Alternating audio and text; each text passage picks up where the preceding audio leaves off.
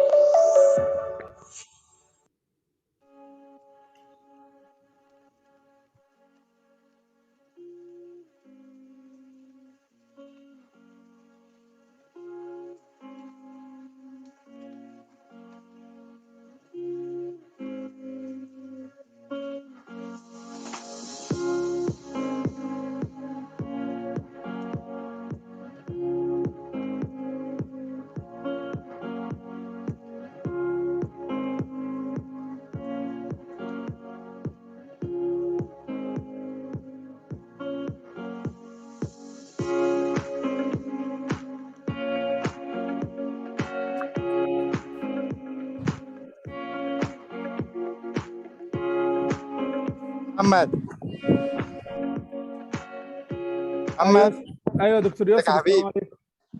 بص انا كنت طالع الساحل، بعدين المهم العربيه التكييف فصل فراجع، ف معاكم بس انا سايق، فيعني انت بقى قدم بقى طيب. كله. خلاص اوكي، مش هعرف توصل بالسلامه. ابص على البروجرام واقدم. سايق ولا قاعد حبيبي؟ ده انت بنحبك زي يا ما حبيبي. ازيك يا توني يا جميل؟ بنحبك زي ما انت.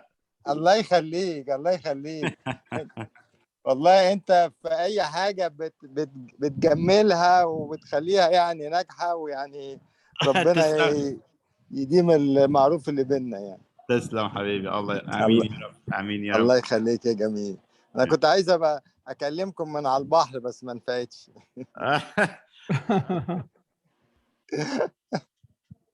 بس الامور تمام يعني، العربيه شغاله عادي يا دكتور؟ بس هي لا التكييف انت عارف طبعا واحد مش هيكمل كده، فرجعت دلوقتي هيصلحوه وخدت عربيه ثانيه. خلاص ان شاء الله. ان شاء الله باذن الله يا حبيبي. يعني ماشي بس انا معاكم بالسلامه يعني ان شاء الله. بس اوكي. ومعاكم في الدسكشن وكل حاجه، بس يعني مش عشان البروجرام مش قصادي. تسلم. طيب اوكي ماشي الحل. اوكي تحت امرك ان شاء الله يا جميل. عبد العزيز، الو الكاميرا يا عبد العزيز.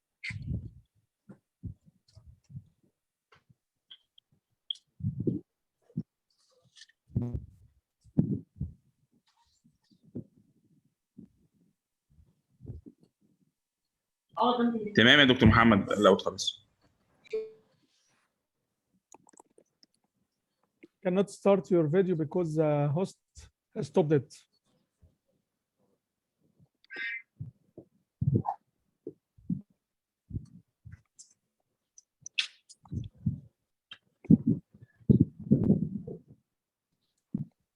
تمام ماشي، شكرا يا عبد العزيز. ازي حضرتك دكتور توني؟ نورت حبيبي، نورت. متشكرين، مشتاقين لك كتير. نحن بالاكثر حبيبي. انت حضرتك مش هنعرض بقى المتسجله ها؟ نعم. انت كنت بعت لنا المحاضره متسجله، حضرتك هتشتغل من البيت ها؟ Yeah. And if I can get it done now, so I will run it on my own computer. لا احنا عايزين توني بشحمه ولحمه. السنويري ده شخصيه لطيفه. شحم ولحمه كله قدامك. اصحاب بين عليكم. مين؟ اصحاب بين عليكم. ديزاين. هو ايه الت كنترول ار؟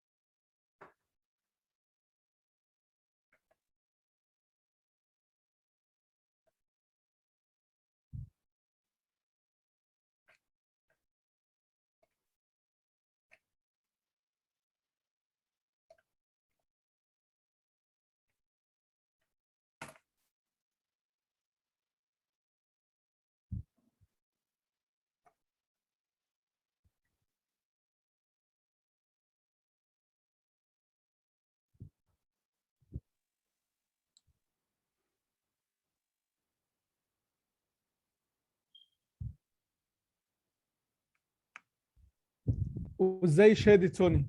هيز كويس شغال اليوم. الحمد لله ربنا معايا. غير كيفك حبيبي؟ كله كويس الحمد لله. انت هتعمل لسه نادي صعب بتقل ان احنا نروح ها؟ السنة كنا بدنا نعملها in person. It seems like we may need to do it like the way you guys are doing it, some Zoom over a few days, not in couple days. لأنه بالزوم in Zoom you cannot have a full day. It's too much on people. دي حقيقة. We can split it into few days or few weeks, like every week, couple days for 4 hours each. We'll have to kind of ask your advice on this, what everybody else will think. But it seems like we're not gonna do it in person. It's too much this year. I did Delta. It's not easy. كيف الوضع بمصر؟ ان شاء الله انه احسن شوي. والله الحمد لله يعني الاعداد قليله جدا. ممتاز. المستشفيات فعلا ما فيهاش ارقام كتيره خالص. بس انا حسب ما بعرف بصراحه زهقت وانطلقت بقى يعني. انا حسب ما بعرف انه كل المصابين هنا عم بيكونوا اصدقائه ليسري.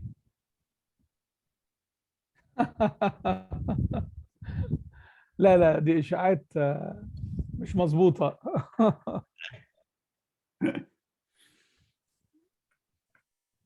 مين في بعد معنا؟ في معنا حبيب قلبنا عمر النوري. عندنا عمر النوري. ازيك يا عمر؟ سامح. اهلا وسهلا. هذا دكتور محمد. سامح حبيبي، اخبارك؟ كيف صحتك؟ هاي توني، هاي محمد، ايه الاخبار؟ سامح، ازيك يا سامح؟ ايه الاخبار؟ كله تمام. دكتور يسري، كيف الاحوال؟ يا اخي يسري على البحر قاعد شاف لي شوفي حلوه. منورين الجماعه. رجعت تاني. انا سامع زيك. زيكم جميعا. يسري كيف الاحوال؟ كل زي الفل. اهلا وسهلا. زي الصحه. الله يسلمك. طمني انت عامل ايه والحر عندك عامل ايه؟ الحمد لله تمام بفضل من الله. طب الحمد لله. خلاص ما في حر هونيك.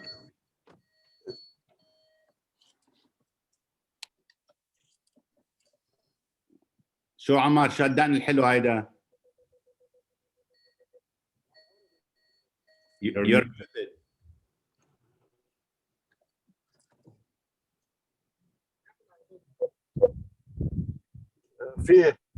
في ازاز. السلام عليكم. السلام.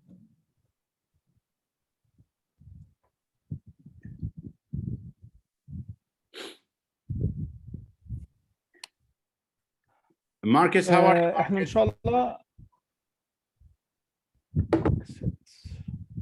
I'm good, thank you. Oh, let me. Good.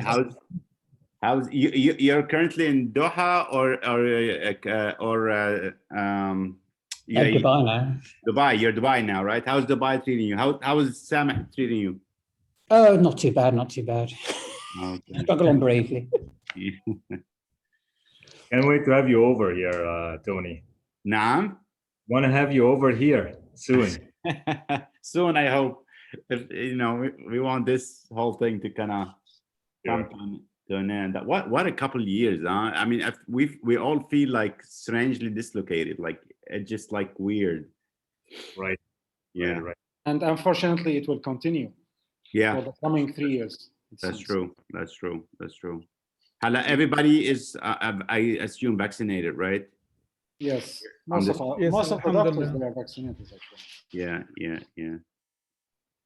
I think The NAS meeting in Boston this year. Yeah. Who's coming to NAS from those? What was it on the call now? Actually, unfortunately for me, to have a visa, taking an appointment, it will take 6 months from now Holy Oh. shit! Yeah. for just the appointment for the interview. So unfortunately, it's not possible. Wow. So I was thinking to coming to Boston, but because of this issue, it's not So possible. is this the interview? Is this because the corona now it's taking time, or is Yes, because they are like getting less people for interview, and that's why you have to take an appointment in advance, like 5 Wow. to 6 months in advance. Who else is anybody attending NAS in person? Not me, I'm afraid. Wow. So it's gonna be interesting. ان شاء الله السنه الجايه بقى يا توني بإذن الله ان شاء الله. عبد العزيز يلا بينا نبدا ان شاء الله. اوكي هنبدا ان شاء الله.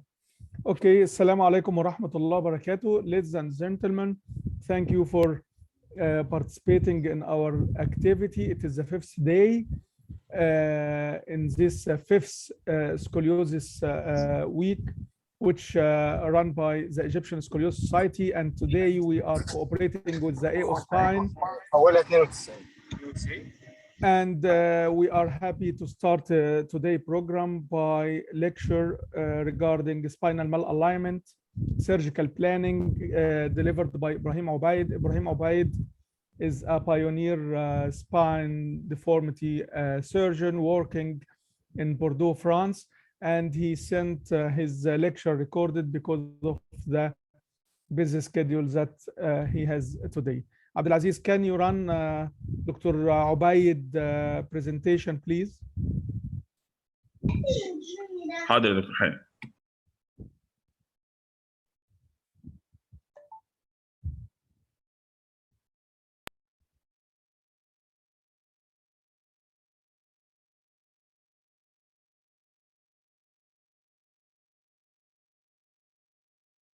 The understanding of spinal alignment and compensatory mechanism are the key to surgical planning.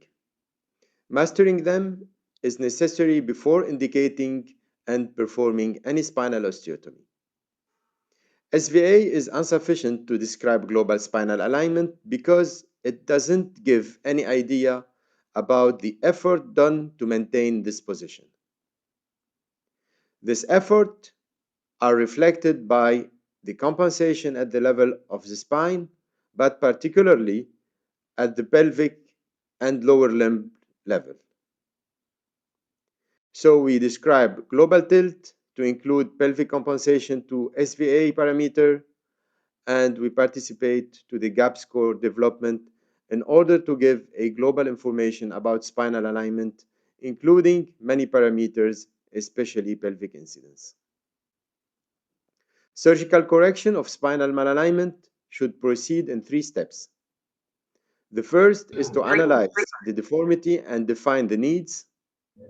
The second is to define the strategy and the choice of the osteotomy type and location. The third is the surgery itself. To choose an osteotomy to correct sagittal malalignment, we have to know first the amount of correction that we need to obtain a good spinal alignment. We have to know if it's a pure deformity on the sagittal plane or you have a complex case with a coronal imbalance in addition to the sagittal imbalance. The choice will depend also on the stiffness of the deformity and surgeon experience. In the case of a pure sagittal deformity, the correction would be done on one plane. The choice will be between 2 or 3 columns osteotomies. When we correct a spinal malalignment, the main goal is to obtain a balanced spine with the minimum of compensation. It means normal or near normal pelvic tilt and complete knee extension. I'll try to answer these two questions: how to know the amount of correction we need, and what is the best strategy to obtain this correction. We have to look at the stiffness of the spine, especially the segment we will leave without instrumentation. If all the spine is stiff, the non-instrumented segment will keep the same shape after the surgery, and we can use a manual or computerized estimation. The first step is to put the spine in a non-compensated position. Then we put the head of the patient at the desired position, so we can calculate the angle of correction. This is an example using paper and scissors. And this is another example using software. In both techniques, we should estimate the correction needs from the non-compensated position of the spine, also called the true malalignment, as you can see here on the right part of the slide. At the left, we can see the apparent malalignment compensated by hip extension and knee flexion. At the right, we can see the true malalignment without compensation.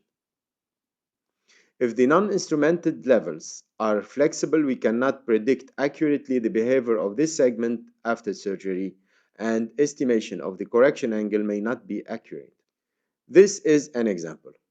If you do classic simulation, you will see that after the surgery, thoracic spine become more kyphotic because there's no need for compensation. Simulation is then not accurate. This is another example of L4 PSO for postoperative flat back. You can see the reciprocal changes at the thoracic level after correction. In these cases, the aim is to obtain lumbar lordosis value close to the theoretical value given by pelvic incidence.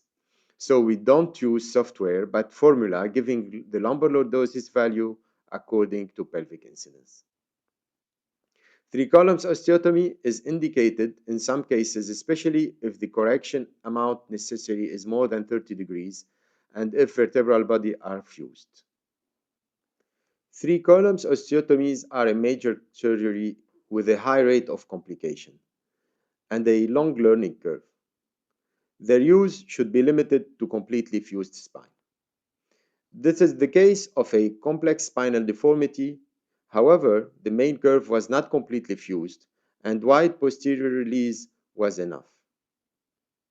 So we should keep in mind that 3 columns osteotomies should be reserved for complete anterior and posterior fused cases. Many patients with stiff but not fused spine can be managed by posterior column osteotomies. In this case, with severe and stiff kyphotic deformity, 2 column osteotomy was sufficient to obtain acceptable correction. We are often surprised by the spinal flexibility after a wide posterior release. This is another example when PCOs were enough despite the complete posterior column fusion.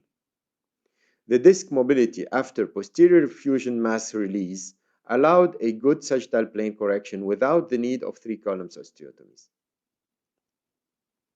The message I want to give from these cases is that it's safer to do PCOs even in revision cases when spinal flexibility can be restored by a wide release before applying the correction forces. When you decide that PSO is necessary, the second step is to choose the level. As a general rule, the problem should be treated where it is, but the question remains, what about flat back? To answer this question, let's come back to the lumbar lordosis. The amount of lumbar lordosis changes according to pelvic incidence in normal population. What is important is not only the amount of lumbar lordosis, but also its distribution inside the lumbar spine. It's important to know that the distribution of lumbar lordosis is not homogeneous and is located mainly at the distal segment between L4 and S1. This is why our preference is for L4 and L5 PSOs. Now, it is well accepted that failing to restore a sagittal shape is associated to an increase of mechanical complications. For this reason, many papers found that doing the lordosis correction at lower levels is associated to less mechanical complication, especially PGK. In our experience, we started to do PSOs at L4, and for the last 5 years, we are mainly doing L5. The advantage of this level is that it simulates the normal lordosis distribution, but we found 2 other advantages. The first is that we can perform short fusion and we may leave the upper lumbar spine unfused. The second is that it allows a better correction for convex coronal malalignment type 2B and 2A2, as we will see later.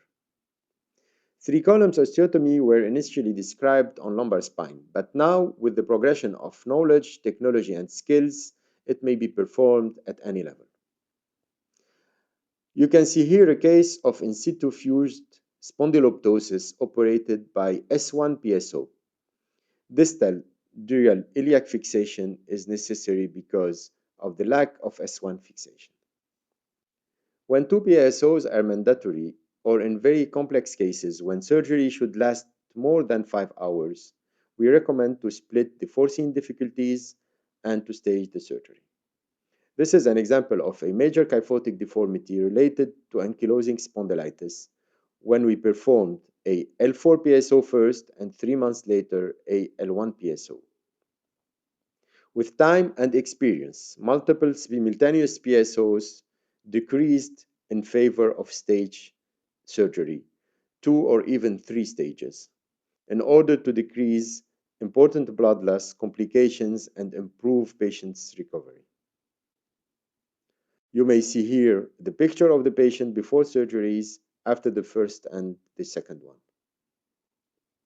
The message I want to give from this case is that splitting the difficulties decreases the morbidity and permit to achieve better correction. New technologies, especially image-guided navigation, are now a very reliable tools in complex case when anatomical landmarks are lacking, like in this case with a complete fused spine. PSO may be performed now in the upper thoracic spine to treat cervicothoracic deformities. This is one example of a iatrogenic upper thoracic kyphosis treated by T3 PSO using navigation.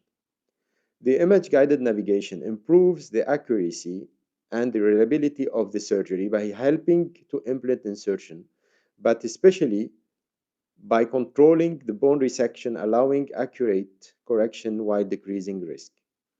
This is another example of post-traumatic fixed deformity at the upper thoracic spine needing 2 planes correction. The correction was possible using a modified and asymmetric T5 PSO, including the disc above.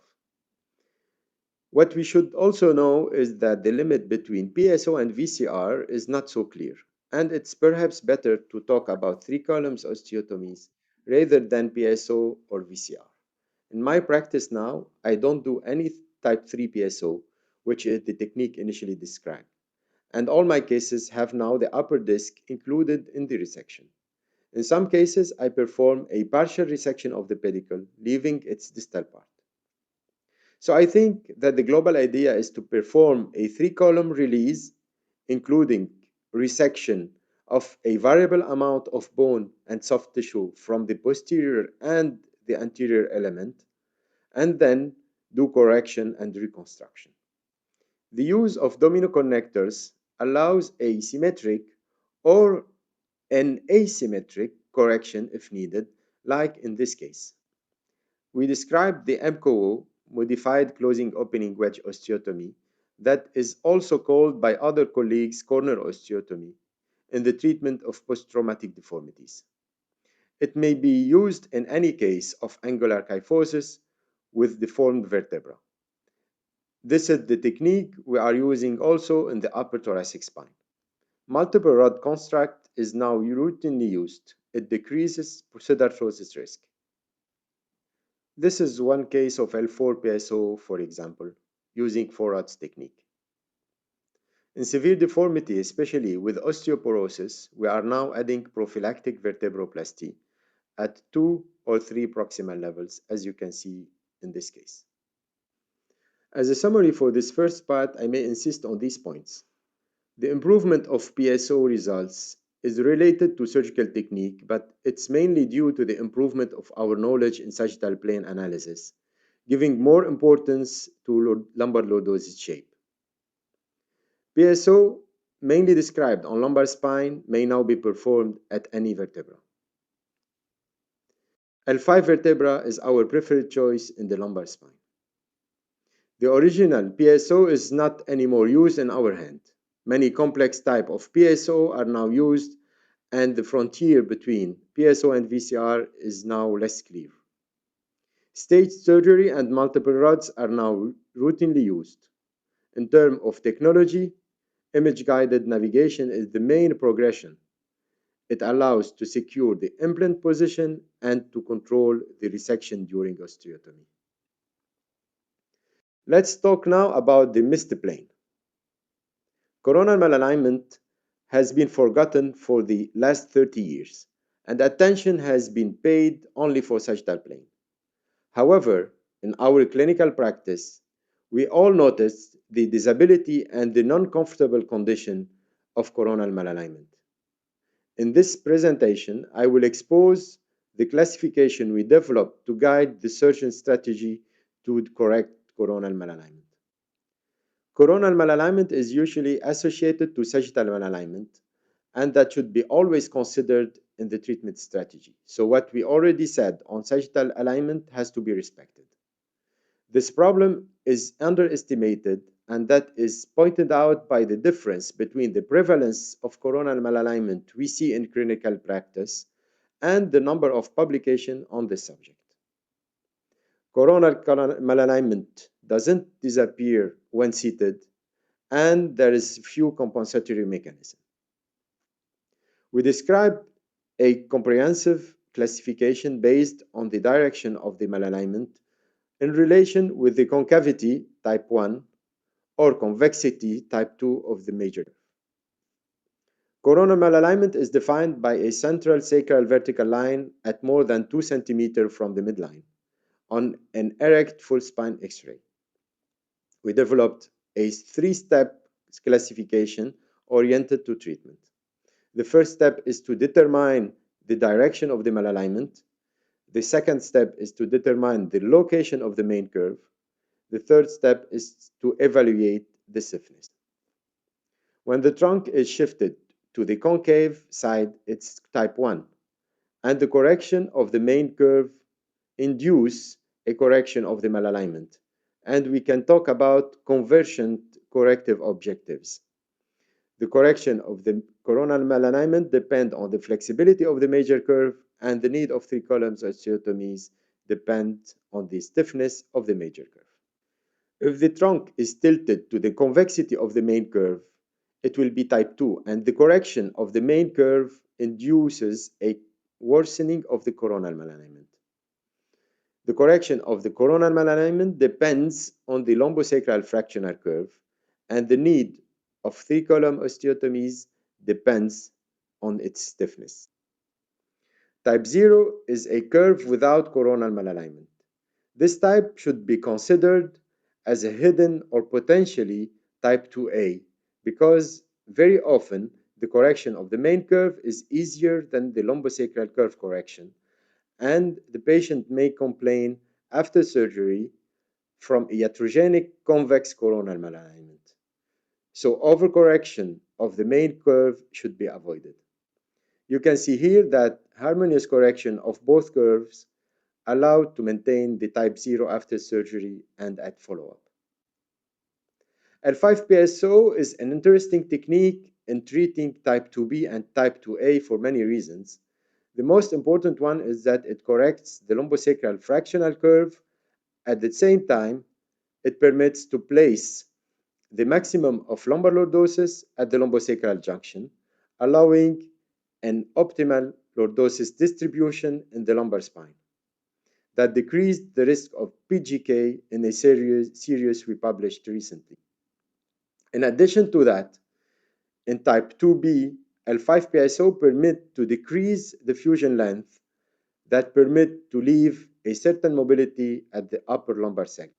This is another example of L5-PSO in failed back case. The fusion length is shorter than other lumbar PSO. How we can assess the correction of coronal malalignment during surgery? Ideally, a full spine AP view showing the sacrum and the upper thoracic spine is the best solution. But unfortunately, this is not available in the operating room. We think that in the majority of cases, a good preoperative planning and meticulous correction technique are enough to obtain the desired correction. We personally rely on domino connectors, doing compression at the side opposite to the coronal malalignment. In some cases, with very severe coronal malalignment, like this neurofibromatosis case, the correction is difficult to evaluate without a radiographs. In this situation, we use the stitch option of the OR machine before and after correction. You can see here the X-ray before and after correction.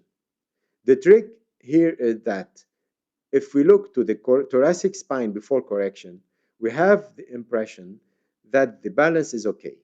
But if we look to the pelvic obliquity, we can easily understand that there's severe coronal malalignment. So we should always draw a line perpendicular to the pelvis and measure the distance separating it from C7. This is the sagittal plane of the same patient. The correction strategy is suggested as follows. For type 1A1, 2 columns osteotomy at the main curve.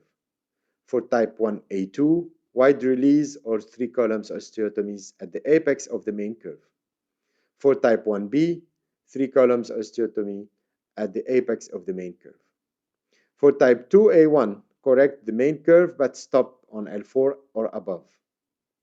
For type 2A2, correction of the fractional lumbosacral curve with wide release or 3 columns osteotomy at L4 or L5. And finally, for type 2B, 3 columns osteotomy at L5 with short fusion. Despite the complexity of this pathology, I hope that my presentation made clear the usefulness and the limitation of spinal osteotomies for the correction of global spinal malalignment. Thank you for your attention.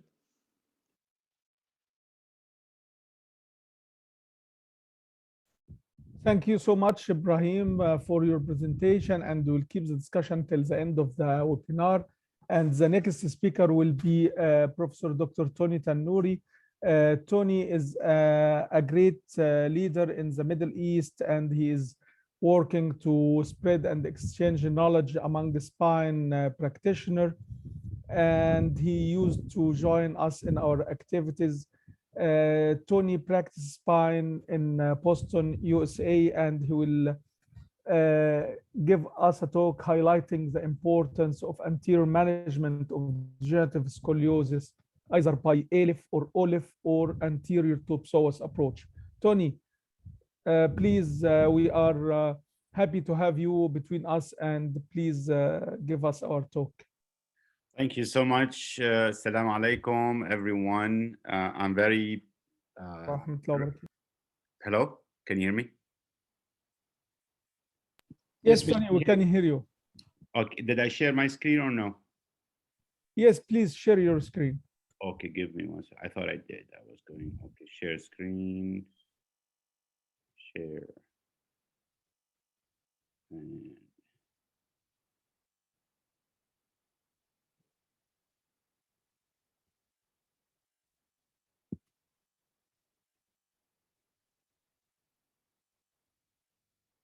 okay, can you see now my presentation? Yes. Okay, so I'm very pleased to be here. I'm honored to be with this group. Honestly, the best thing happened in my career is really connect with this group. And this is, I'm being very sincere in this. This is my email, and if anybody wants to reach me at any point, you know, with the questions and so on. My task is to discuss about correction of deformities through a minimally invasive, you know, lateral intralateral approach.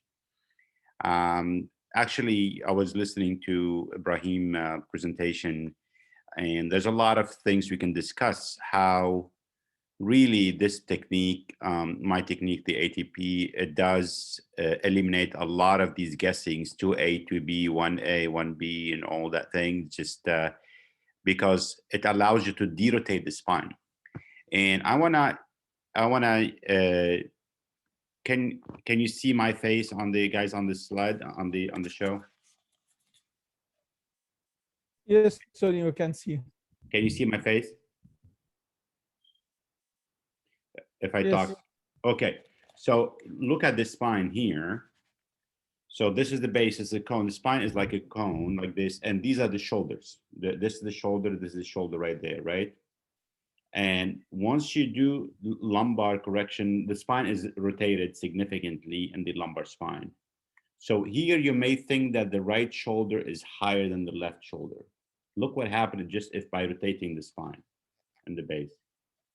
So now they are both the same level if you're looking from that. So rotation of the spine, it does, so the shoulder levels and the upper torso is intimately related to the rotation of the lumbar spine, not because of the coronal deformity. And that's why sometimes you see coronal deformity, you know, the severe scoliosis in the lumbar spine.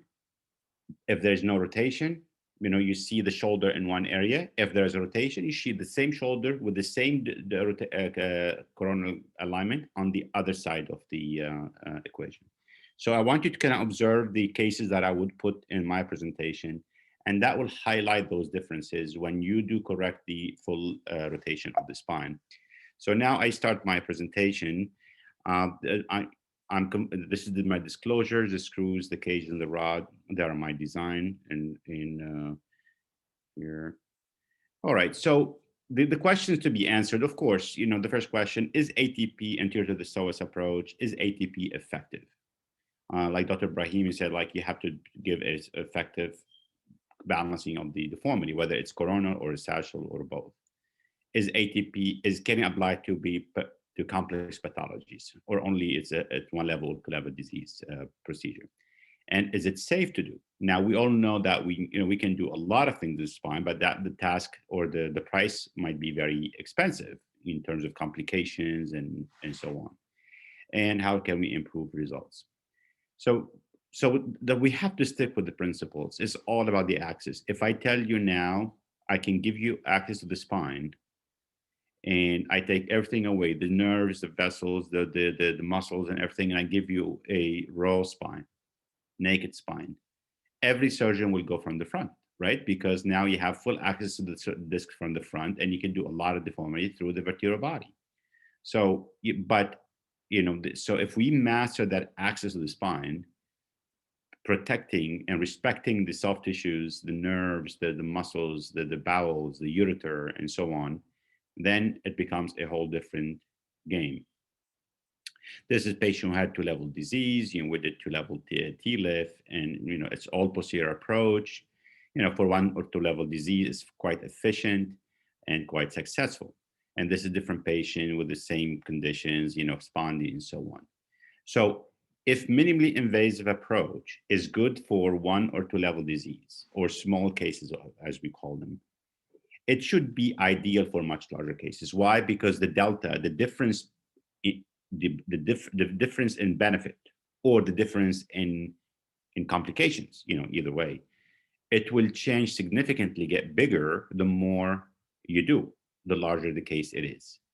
So if you have laminectomy, whether do it MIS or open, there's not much difference. The patient will not know. If you blind the patient and blind the surgeon, and you find the patient 2 weeks later and 5 weeks later and 3 months later, and you ask them questionnaires, they're not gonna know which patient was MIS and which patient was open or mini open. The same thing with the one level fusion. You're not gonna find a lot of delta. But the delta you're gonna find when you start doing tumors, deformities, trauma, multiple level involvement, that's when the difference becomes more obvious between the two things. I agree with the prior presentations about the value of L5S1. L5S1 is the most valuable disc in the deformity correction for many reasons. We'll talk about it. And also we need to talk about what are the other challenges being done in MIS. Fusion at multiple levels, iliac fixations. We need to master all these technologies if we want to do deformity surgery. And deformity correction has to be in the 3 planes, sagittal, coronal, and axial derotation. So what has been done so far, we're all familiar with the TransPsoas direct lateral approach, which became very popular. Why? Because easy. The surgeon drop in the tube, dilate through the muscles, get into the disc, take some of that disc out, and a jam a cage up there, and then he goes home, or she goes home, say, I've done 3 front backs today surgeries, and that's great fulfilling. The problem with this is that it has a significant risk on the lumbosacral plexus. It's the ability to perform the very high levels like T12 L1 or L1 L2 because of the ribs, or the L5S1 and at times L4-5, it becomes a problem. The sagittal balance, we all know that there's a significant sealing effect from direct lateral, and the reason is because you're not doing enough discectomy and enough soft tissue release. Yes, there are some surgeons, they come and say, oh, I do anterior release, but I do anterior release on every patient through ATP while I'm looking at the vessels and looking at the psoas and looking even at where the canal goes, because I can see data visualization. Could you imagine somebody doing the anterior release on every patient through direct approach, through the tube, and the vessels are in the front? And that the vessels rope around the vertebral body, not just interior to the vertebral body. So that's very, nerving for me. And also the main problem is in the preservation of the end plates, the cage subsidence and recurrence of the stenosis. The number one complaint I got from surgeons who come to observe the anterior to the psoas in my OR, they tell me, I've been doing TransPsoas, direct lateral, but my radiculopathy is coming back. My patients, they're coming back because they have subsidence within 3 to 4 months and 6 weeks and so on. And the ability to, and then of course the availability. This is a patient was done through TransPsoas approach. And I want to show you, if I'm looking at it, this is a patient came to me like that. And I can tell you minute by minute what happened during the original procedure. The surgeon decided to do TransPsoas approach, and they did. They did not do enough discectomy and enough soft tissue release. So they got violated. They tried to expand that disc space. They couldn't. And they did get into a end plate violations at every level. So the cages are now sunk inside the vertebrae. Now the surgeon could not access the L5S1 TransPsoas. And he said, you know what, L5S1 is not that important to do. The disc is not that bad. So I'm gonna leave it alone. And I would get my correction on the sagittal balance posteriorly. So that when they flipped that patient posteriorly, they did S1 to L1. And look what happened. They tried to use the rod to correct the lordosis. So what happened? The screws at the L5S1 pulled out. The screws at L1 moved through the bone. If you look very carefully, you can see the sclerosis right there. That's what the original screw was. So it kind of moved up. So I'm just by looking at this X-ray, I can tell you, can relive minute by minute what happened during that procedure. So the challenging questions about MIS, and that case will show these things: how to achieve sagittal balance, how to achieve fusion multiple levels, how to do decompression. So if you really want to do MIS procedure, yes, you could do open surgery like a lot of us when we do open surgery. And you could do osteotomies, you could do PSOs, you could do VCRs, you could do multiple level osteotomy and so on. But if you want to do osteotomies, then you have to do many level laminectomies to close down the spine. So That's not good for MIS. That's not so. And then go do posterior fusion through small, tiny incisions at every level. Also, is not good. And going down do laminectomy at every level also and cannot be done through MIS. Otherwise, I don't advise you to do it MIS because it's going to be too much work and too many complications.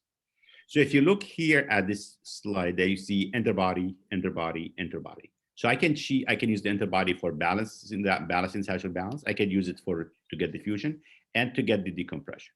So posteriorly, we have done very well. You know, we can do, you know, percutaneous stabilization. This is the first thing the fellow learns. This is the first thing Omar Nouri, the first week he mastered when he came in. He can cut it down from T1 to the pelvis with no problem. The questions is how to do the rest of the work. Technical challenges, of course, you have to learn along the way. You know, I learned how to skip levels, you know, in the instrumentation. You can see why, because, you know, when we do skip levels, this is same patient, T10 to iliac, and this is T10 to iliac. So this is early on, 2004, 2005, when I started doing those. And this is now, this is how I do it now. And you can see that I have a lot more room to maneuver these screws and to give more lordosis and less procedure and less work on me, less work on the patient, less blood loss, and so on. But also, it's very important to look. This, when you skip, hello, I have the background, somebody's background noise. So when I skip levels, you know, look, the rod can bend and twist and sway, and I can reduce the rod. The rod is more flexible, and therefore, if one of your screws is not in ideal, you know, alignment, it's slightly shallower, slightly deeper, slightly more lateral because of rotation of the spine, then the rod can accommodate that, and that will save you a lot of trouble. Posteriorly, so this is the ATP approach. It's a very low-tech approach. It's a, you know, you put the patient down. These are the different incisions for different locations of anatomy. This is the leg of the patient, the chest. This is the chest of the patient. This is the leg. This is left side approach, right side approach.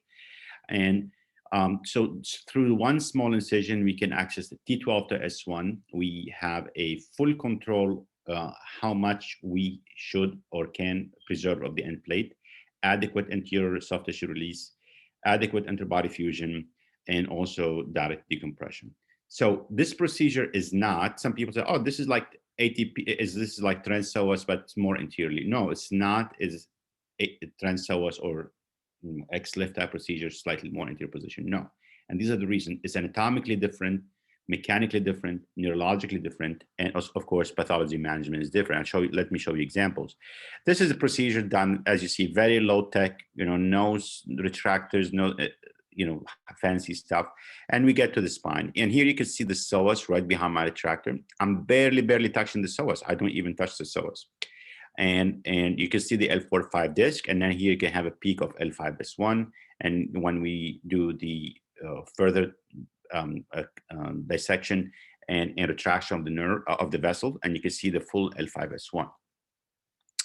And so the value of L5-S1 as presented in a prior presentation, instead of doing PSOs at L5-S1, which is, to me, it's a little off because we're getting to the fixation. They have to go to the iliac every time because you cannot rely on S1 alone and so on. So look at this. You could do a basically reverse osteotomy at every level. Look at this patient here where the discs are triangular at every level. This is what, with nothing done on the L5-S1, this is with the T-lift. So clearly the ATP has a lot more power in taking advantage of the L5-S1. This is patient with multi-level stenosis, and you could see, you may argue, say, I want to do laminectomy, fascectomy at every level, and so on. But you have to believe into the indirect decompression of these patients. By doing the soft tissue release in the front, stretching the spine, you're decompressing that spine. But also, while going from the front, you can do that decompression. I'll show you how. This is a normal disc, and the tether anteriorly is significantly strong. I do these anterior release if I have some fibers left of that ALL, and I'm trying to distract across disc space. It's really tough. So I have to go back in here, like in, they move, take my knife and split more of that ALL to get full release. And then I go back and spread the vertebra. This is, when pathologically discs, what happened, you have hypertrophy of the facet in the back. And this is thanks to our friend Wolfgang Rauschning. And you can see the disc ossified complex. And here you see the nerves. So by lifting up the disc space, not only you debuckle, you unbuckle the ligamentum flavum and some of that ligament, but also the nerve itself moves into a higher position in the keyhole. And that's the main mechanism of decompression, is because the nerve root moves up to the in the foramen. That's where a little bit away from that disc herniation. And this is the buckling of the ligament flavum, how it pinches the nerves. These are some pictures. So we talked about how neurologically different procedures. So let me show you a little bit schematics that I drew to make my point. This is direct lateral approach. You go through the psoas, and remember this, I'm conflicted, the direct lateral approach lateral system for DePuy is also one of my designs, and I should be making money of it, and I never use it. So this is to tell you that this is not technology that I embrace, even though I'm financially inflicted. So when you go and do what I call middle third discectomy, because the surgeon is afraid to go aggressive discectomy in front and afraid to do aggressive discectomy in the back for obvious reasons, unless they are superstars like Yusri. So now, when you go down with the cage, this is the cage going in. Because you did not do very generous discectomy, now the cage actually is gonna push sometimes, not all the time, sometimes push that remaining disc into the canal, into the foramen, and cause further stenosis. Now this is the ATP. You come from this angle in the front between the psoas and the vessels, and look at the amount of discectomy you could do. Literally, you get that much. I only leave very little small skin of, like little wedge of disc at that corner, and also little disc and here as protection for my vessels on the other side. And when the key thing I want you to remember from this is that the discectomy disc, the discectomy cage ratio. So when you put in the cage in, you should see a lot of vacuum around the cage. If you barely put in the cage inside the discectomy space, that's not good. But if the cage goes in and you have more room in front of it and in the back of it, that's a very good sign that you should feel great that you've done indirect decompression. Why? Because when you put the larger cage in, look what happened with those fragments here. Actually, they pull closer to the cage because you're distracting that disc space, not the opposite. So that gap between the cage and the discectomy preparation site is the ratio is very important when you look at it. So the indirect decompression, as you see, ATP is very reliable because it does produce disc height restoration. It has that negative suction effect from that ratio we talked about.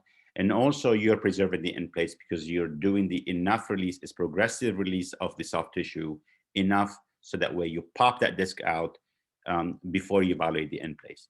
Do I succeed to do that all the time? No, but do I do it far more often reliably compared to the transpsoas approach? Absolutely.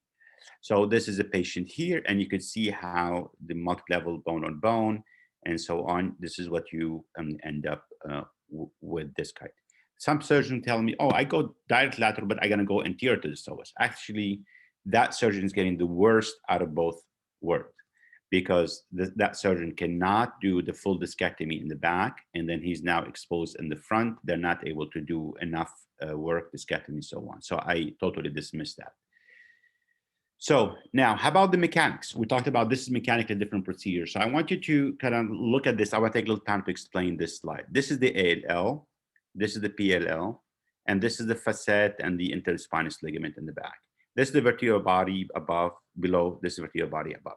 And this is here, whatever you're trying to put in, whether it's distractor first, and then trials, and then the cage. So now we all know that with the disc degeneration, if you go to any like that, like this patient here, right? you have buckling of the ligamentum flavum. The ligamentum flavum is buckled, the PLL is buckled, and the ALL is buckled in any of these levels. So when you go open that space up, you start unbuckling that. So the first distractor you put in there or trial, what's going to happen is going to unbuckle or tighten the ALL. The ALL is tight. This is direct lateral approach. This is ATP. These are the mechanical differences, what they happen step by step in the procedure.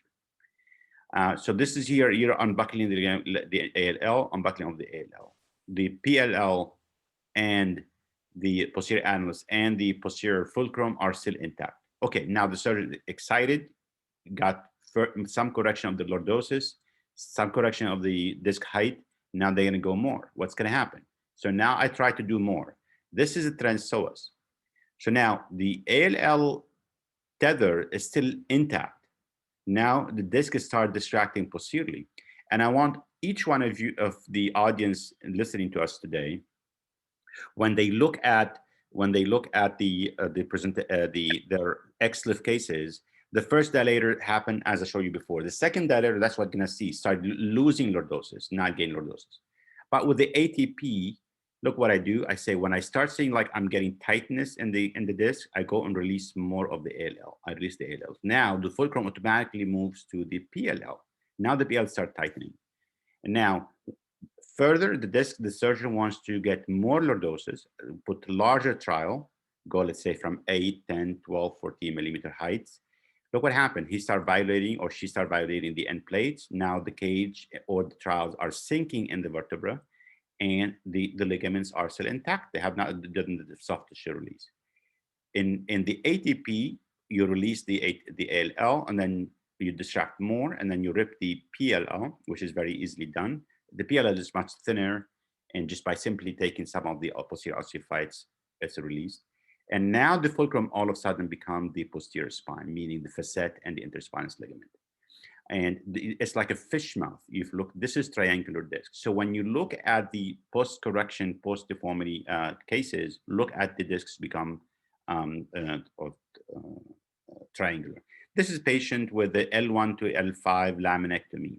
Very stiff, young man. He came to me. Look at the lordosis, the lost lordosis, the kyphosis, then lumbar spine. Very stiff. You can see a lot of bone bridges even at the disc levels. And when you look here, we do the same thing. We go from the front through one small 2-inch incision, 5-centimeter incision, and we do the anterior release. And now we've done the release, we've done the cages and put some bone here for the T12S1. And now we go posteriorly, use that fulcrum. And look at the discs now, this is the same patient. You could look at the amount of correction happening at every level. So what does that mean? That you've done a reverse osteotomy at every level with no blood loss because the disc should not bleed. This is a patient, he has a prior laminectomy of the patient, and these are our screws. Talking about the L4 to S1 power, I agree with Dr. Ibrahim Abed that the L5S1 should be targeted, and this is how much you got, 46 degrees out of the bottom 2 segments, plus whatever else you get up top. So pathology management, yes, it's an open field, and basically you're not working through 2 bottlenecks. You're not working through the skin, and you're not working through the psoas. Actually, it's an open space field, and the people who watch me do it, or do it, or have seen somebody else doing it, they know that. This is a patient. She is prior fusion L4-5. She has adjacent segment disease. I'm going to skip quickly through it. Some early degenerative scoliosis with a 2-level disease with discolorations. So yes, you can do this differently. You can go from the back, and you can do remove hardware extension and fusion. You can do the transpsoas, but look how soft that bone is. Just the end plate violation will be extremely, extremely easy to do, meaning most very common. So what we do anterior to the psoas, because of the soft bone, it's a filial bone, we put cement and we put screw through the cement, and now we distracted this space and put the rod in the cages. Look at that. This is I'm showing you this case simply to show you that this is a very open field pathology management. You know, you're comfortable that you're like similar to doing open surgery, and you can do basically this patient without any need for the removal of hardware posteriorly. This is a patient came to me also from overseas. She has pseudoarthrosis at L3-4 and L4-5. She's got the degenerative scoliosis above and below breakdown. Nothing terrible, but deformity. And you know, while the patient is on her side, through a small incision in the back, one side incision, we did the release of these screws. So now the entire spine is loose. And that's what we did, the front. So we did cages all the way from L1 to S1, and we put a bone at L5, S1. You can see the bone right there. And that's what I call middle disc effusion. I leave the discs in the front and the back intact, so as a support and for my bone graft. And this is the anterior stage, and you can see the loose implants here. And now we flip the patient on her belly, and we finish the procedure. This patient actually passed away last year from her heart conditions. She has a severe heart conditions. Yes, she developed a proximal junction kyphosis, but she was reasonably functional until her death from her heart. This is patient, and this is what I want you to, convex versus concave. People ask me where the approach is spine. It's always from the concave side, because the concave has the tether, and the short spine is on the concave side. The bone is osteosclerotic and stronger on the concave side. Look at the osteophytes. If you look at the convex side, the bone is much softer. So it does not allow me to distract and manipulate the spine, but also the conversions of the disc all in one small incision here versus multiple incisions here. So absolutely the concave side. This is a patient after this, and I want to make it, this is the posteriorly. And look, you know, this is what we're talking about. This patient, if I have to guess, the right shoulder is way higher compared to the left shoulder, right? It's simply because of the amount of rotation. Look at the rotation of the spine. But when you derotate the spine, when your spine's processed right in the middle, then there's no need to see where that spine, you know, is it 2A or 2B, or what kind of deformity in the coronal or sagittal plane, because you're taking the spine back and put it where it was at the normal stage, you know, 40 years younger. This is a patient right there. So this is a patient here with, she's a mother of my secretary. Actually, Omar knows her very well. And this is a patient right there, right? Look, you know, this is the severe rotatory deformity right there. And that's what I said if I had to guess about the other one. The right shoulder is higher. So you would assume, based on the prior presentation, if I do correct the coronal deformity here, that the shoulder is going to look here after the deformity. After deformity correction, look at the spine process right in the middle. You have a full and 100% correction of the rotation, in addition to the correction of the coronal and the sagittal balance. This is you know, this is before and after, and this is the patient right there. Different patient here, similar case scenario, very stiff spine, flexion extension does not move at all, bone bridge osteophytes, significant lateral disease at every level. And look, you can see the same thing, the same findings on every patient. The spine process is right in the middle. You have significant triangular discs at every level. That means you've done the release, you've done your correction in all planes. And this is a patient here before and after. This is a patient here as well. You know, also Omar is familiar with that patient. She has severe osteophytes. She was sent to Europe. They did this one, L5S1. She was sent to correction deformity. They fixed the L5S1. And look at the right shoulder where it is. So if I go by the prior classifications, and I want to compare this image to the prior presentation images, if I do correct the lumbar lordosis here, the coronal plane, where do you think that right shoulder is going to be? It's going to be much higher, right? Correct? So I wanted to watch that patient. Because of the derotation, when we take the spine, do osteotomy at every level. And now after the first stage, I did the osteotomy. You can see in here cutting the, you know, at the disc level, the disc, and this is the shoulder, this is the patient. After you derotate that spine, so I want you all to take that paper analogy that I showed you, and when you rotate that paper 45 degrees, now you know, what you could see on the X-rays, it's not true, because the X-rays is is showing you a uniplanar view of the shoulders, where the shoulders are more anteriorly or posteriorly on the real life. This is a patient right there. Complications of this ATP, and this is our own numbers, based on 2,373 discs. This is only half of our volume and presentation, and I'm done. So this is our complications rates. 6% of complication rate, and most of them are minor. 70% are major. We had one death because of stroke, and we have one bowel ischemia because of SMA syndrome, severe mesenteric artery, but the patient had bowel resection, and she did actually well after that. Conclusion: ATP minimally invasive is not the safe procedure through smaller incisions. It's ideal for degenerative scoliosis, and it's all about the axis once you master that. Thank you so much. Thank you so much, Professor Tannouri, for this presentation. It's really excellent talk, and it showed a lot of tips and tricks. And may I ask you two questions, please? The first Absolutely. And I'm sorry, I'm sorry, I spent some time more on the technical thing, because people want to know the technical and the behavior of the spine, and that's why I took my time to explain some technical stuff.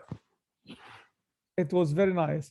Regarding if the patient has really stenotic due to presence of osteophytes in the facets, you still do indirect decompression, or Absolutely. you will go to do posterior decompression? No. I do indirect decompression from the front, because now I'm able to take the osteophytes from the front, meaning about the posterior disc osteophyte complex. So now you're taking, instead of taking the roof of the nerve, I'm taking the floor of the nerve. I get that. There is facet. Yeah, I'm getting to that point. Okay. So as you know, the spinal stenosis is the compression between the floor and the roof. The floor being the disc and the disc osteophyte, the roof being the facet and facet hypertrophy, right? So by doing this, I'm lengthening the spine, taking the floor off, but also shifting that nerve. The nerve itself shifts into the higher portion of the keyhole. We all know that the foramen, it's wider up top. So do I regret sometimes not taking the facet? Yes, I had two patients where they have significant, very large medialized facet and facet cyst. And those patients, I have two patients who woke up with drop foot on the left side, on the facet side, because I've done a lot of correction, and that nerve was stretched. But remember, the risk of the nerve injury is far less than me going prophylactically and decompressing every one of them, because it's less than the literature. The literature talking about 1.5% or 1 to 1.5% nerve damages from direct decompression. So yes, you're taking risk either way. If I go on, I want to decompress each one of those nerves, where there's stenosis, probably are going to be causing more iatrogenic nerve injuries more than what I'm encountering now. So I do have my own patients where I said, you know what, I should have done facetectomy, and now the patient has drop foot. So I go back, the next day or the next week, whenever I discover that, and I take the facetectomy down. I do the facetectomy and so on. But as a practice, as general, 99.9% of my patients, and Omar, he spent 1 year with me, and he see that we do it all the time. And we're very confident that with a very strong confidence level, more than 98%, that the patient would have a relief of the radiculopathy. Great. Hi, Ibrahim. Thanks for your presentation. We enjoyed that. And I think Tony, you have a question to Ibrahim? Yeah, one question. How are you, Ibrahim? I enjoyed your presentation. Hi, thank you. I'm sorry, I just finished my consultation. So That's all right. I asked you to, we should reverse them, but anyway, it's okay. That's all right. So, I was in comment about the coronal balancing of the spine, and the classification about the coronal presentations. And I said that classification does not take into account the rotatory deformity of the lumbar spine. No. So the rotatory, if you look at if you look at the, as I show it here, so if this is the base of the spine, this is L4-5, and these are the shoulders, right? This one and that one here. So the X-ray does not see 3D. So by me rotating like this, look at the shoulder position, you know, how it's gonna change. So I showed in my cases, I wish you have seen the presentation. I don't know how much of my presentation you've seen. So we have a lot of patients that you would have done different procedure simply because, you know, because the coronal place, the coronal deformity is concavity on the left, and the right shoulder is higher.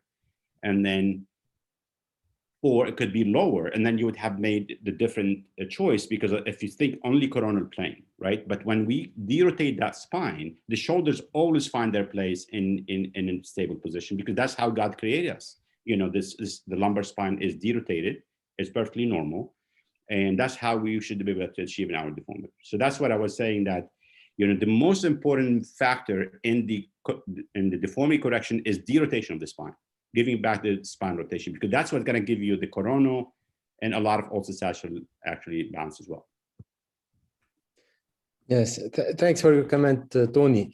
I think what you are saying is partially true, because if we look to the rotation of the apex of the deformity, I agree with you that there's a lot of rotation, but the pelvis and the neutral vertebra above the lumbar spine are not rotated. So the rotation of the apex will not influence the rotation of the shoulder, because usually the rotation is only on the apex.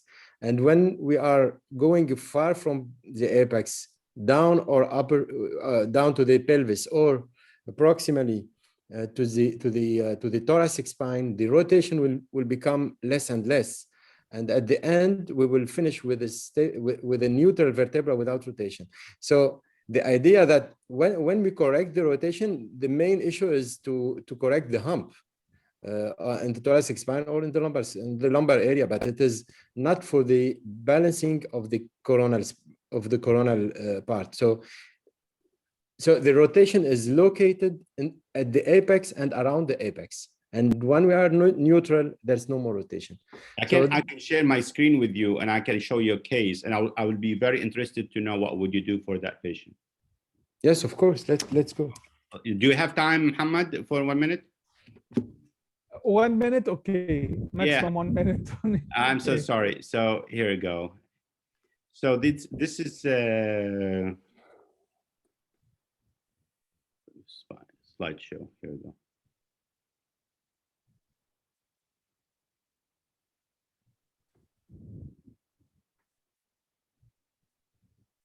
So what would you do for this patient here? This is a patient, look at the shoulders on the right, and this is the deformity.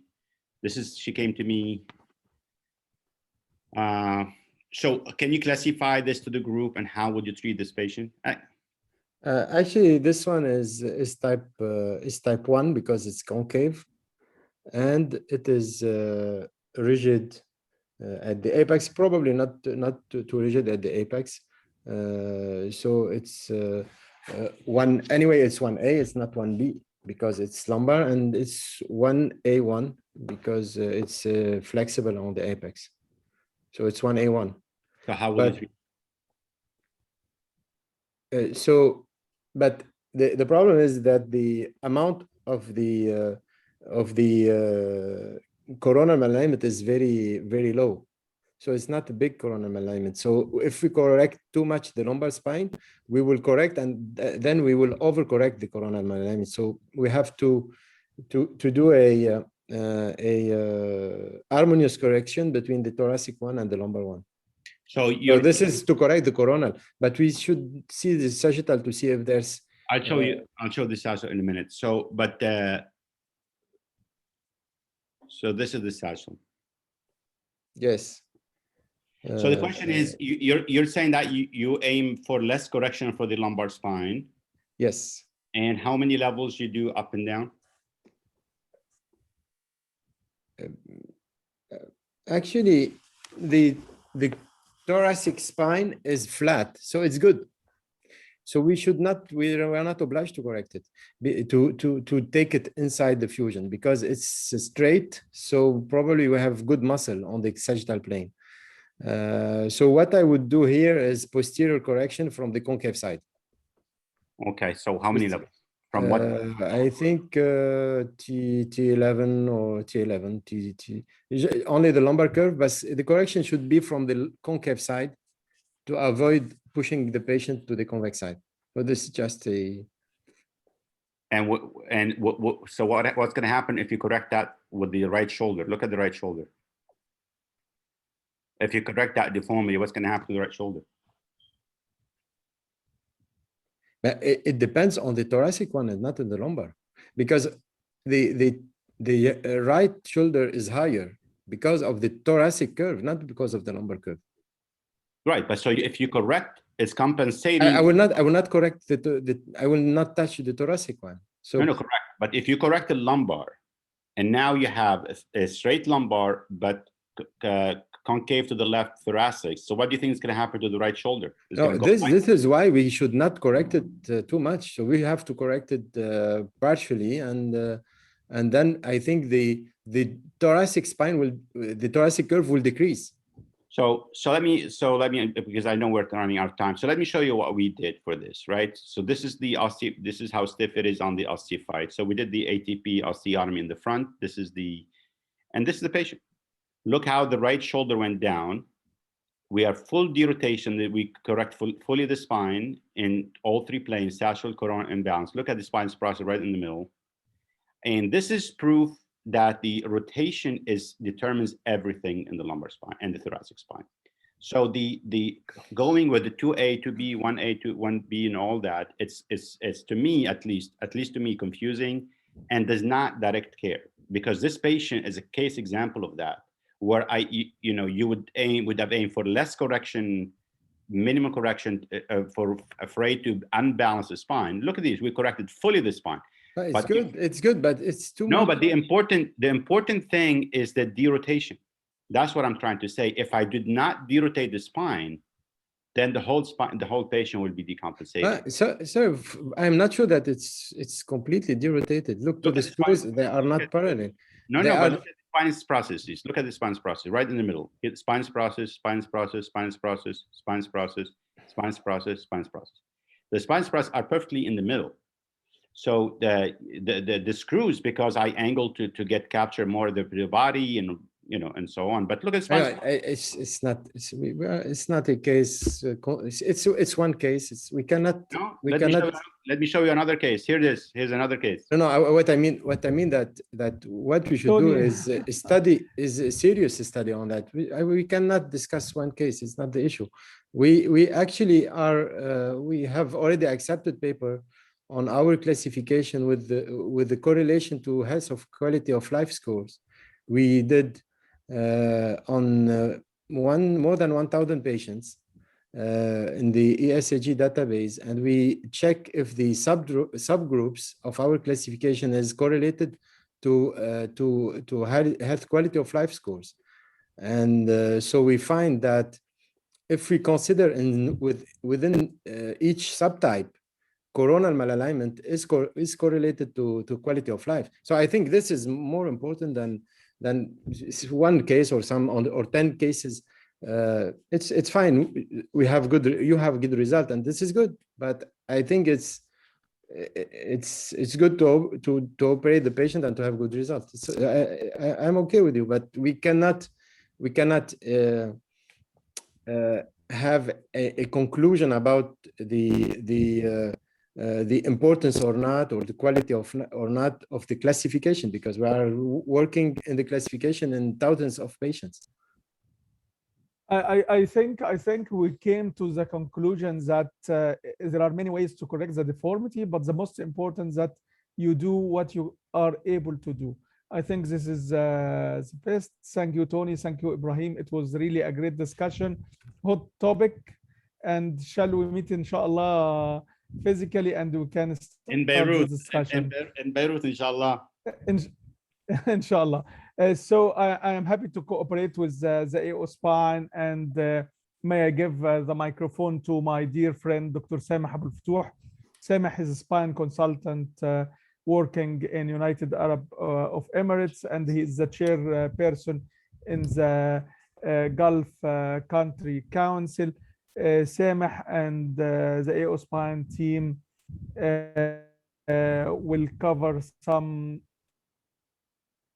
nice presentations will add to this discussion. Dr. Sameh. Thank you, Mohammed. Thank you, Professor Al-Hawari. We're really happy with the collaboration between AO Spine and Scoliosis Week. We had a couple of interesting collaborations over the past year or so, and it's always a pleasure being with you and being part of your events. Very interesting discussion actually between Tony and Ibrahim Obeid. We really enjoyed that. So we're going to switch gears here and talk about different topics in other spine deformity. But before I do that, let me go ahead and introduce my fellow presenters. So joining me for this session is Omar El-Nouri. Omar is a consultant orthopedic spine surgeon at Hamad Medical Corporation in Doha, Qatar. He's also the ortho educational officer of AO Spine in the GCC Council. Omar had his spine training at Boston University with Tony Tenouri, and he's currently practicing in Doha. Joining me as well is Marcus Head. Marcus is a consultant orthopedic spine surgeon at Mediclinic Parkview Hospital in Dubai in the United Arab Emirates. And last but not least, we'll be joined by Naif bin Dajam. Naif is a consultant orthopedic spine surgeon at King Fahd Hospital in Dammam, Saudi Arabia. Naif had his spine training at two very interesting institutions, at Johns Hopkins with Khalid Kubish and at Mayo Clinic with the wonderful Ahmed Nasr and the rest of the group. Always a pleasure to be with you, gentlemen. So we're going to start with Marcus's presentation. We're going to switch gears from the clinical discussions here, and he's going to talk to us about the new Linke classification of the adult variant of adolescent idiopathic scoliosis. Marcus, please go ahead and share your screen.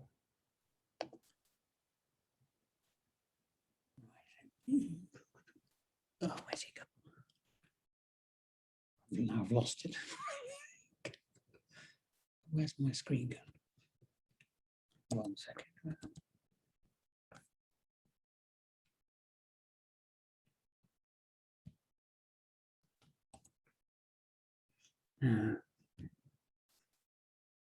Here we go. Right, can you see that? Yep, we do. Excellent, good. So yes, I'm talking about the new Linke classification for adult idiopathic scoliosis. He described his initial adolescent idiopathic scoliosis in 2001, and this is extended from the adolescent into the adult group, presumably as those children he first saw and classified have now become adults and are developing adult idiopathic scoliosis. Doing it again. The system that he's using is very similar to the adolescent one in that he uses 3 radiographic components, primarily the curve type, of which there are still 6 and they're exactly the same, a lumbosacral modifier, which is different to the adolescent group, and now a global alignment modifier as well.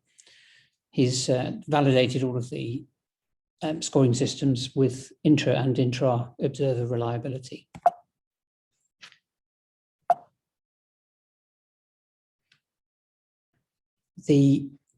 This on the right is the adolescent idiopathic scoliosis that I'm sure everyone is very familiar with. It has the 6 curve types, talks about the structural criteria, the lumbar modifiers and the thoracic modifiers. The main things to note from this are that in the adolescent group, bending films are taken and side bending is considered structural at more than 25 degrees. In the adult idiopathic scoliosis, there is a progression from the adolescent. The symptoms change, radiological findings are different, and surgical treatment is necessarily different as well. Adults have more of a combination of back and leg pain due to degeneration and stenosis. They have more coronal and sagittal malalignment, curves are stiffer, the lumbosacral fractional curve degeneration is much more often present, and this becomes less flexible with age. And this requires that surgical fusion extends more distally to the sacrum and ilium. So the radiological classification system for the adult idiopathic scoliosis required changes to the lumbosacral curve and a change in the global assessment. And as I said before, it's based on Lenke's adolescent idiopathic scoliosis, which has stood the test of time for 20 years so far. This is performed with only X-rays. He prefers 2D X-rays, as this is the simplest test to perform. And 3 X-rays are done. First, standing long cassette coronals and laterals, and most importantly, a supine coronal view. And from this, they can assess all of the parameters necessary.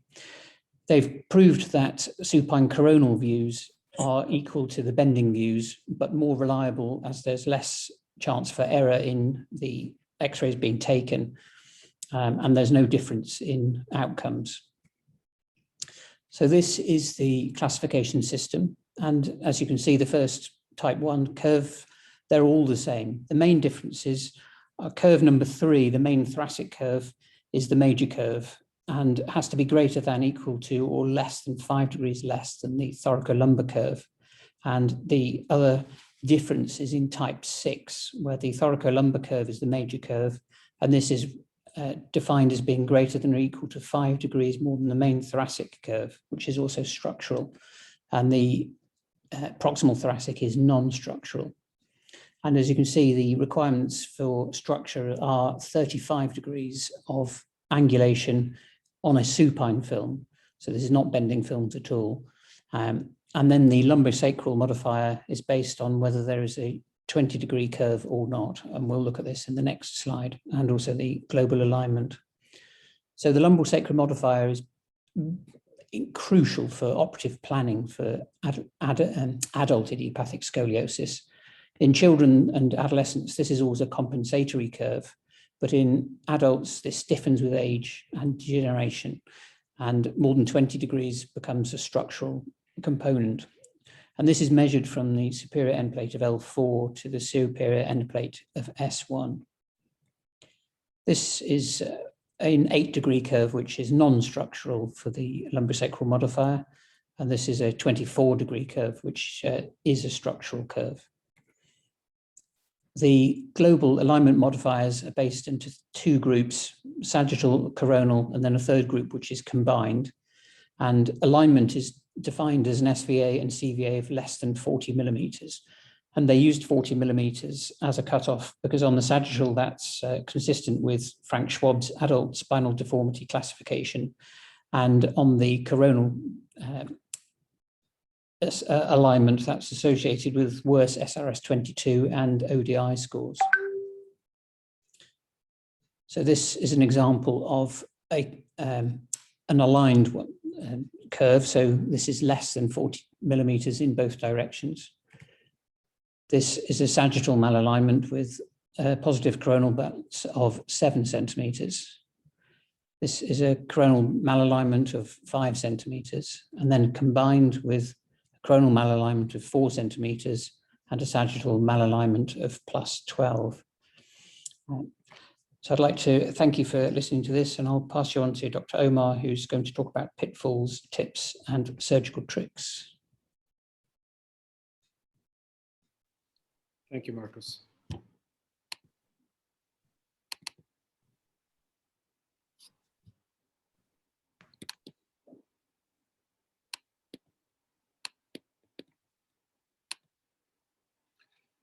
So hi, everyone. I will speak today about tips and updates in adult spinal deformity.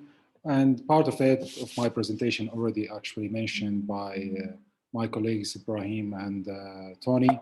So I have no disclosure. As you know, adult spinal deformity is growing as our population, especially in Western country, are aging.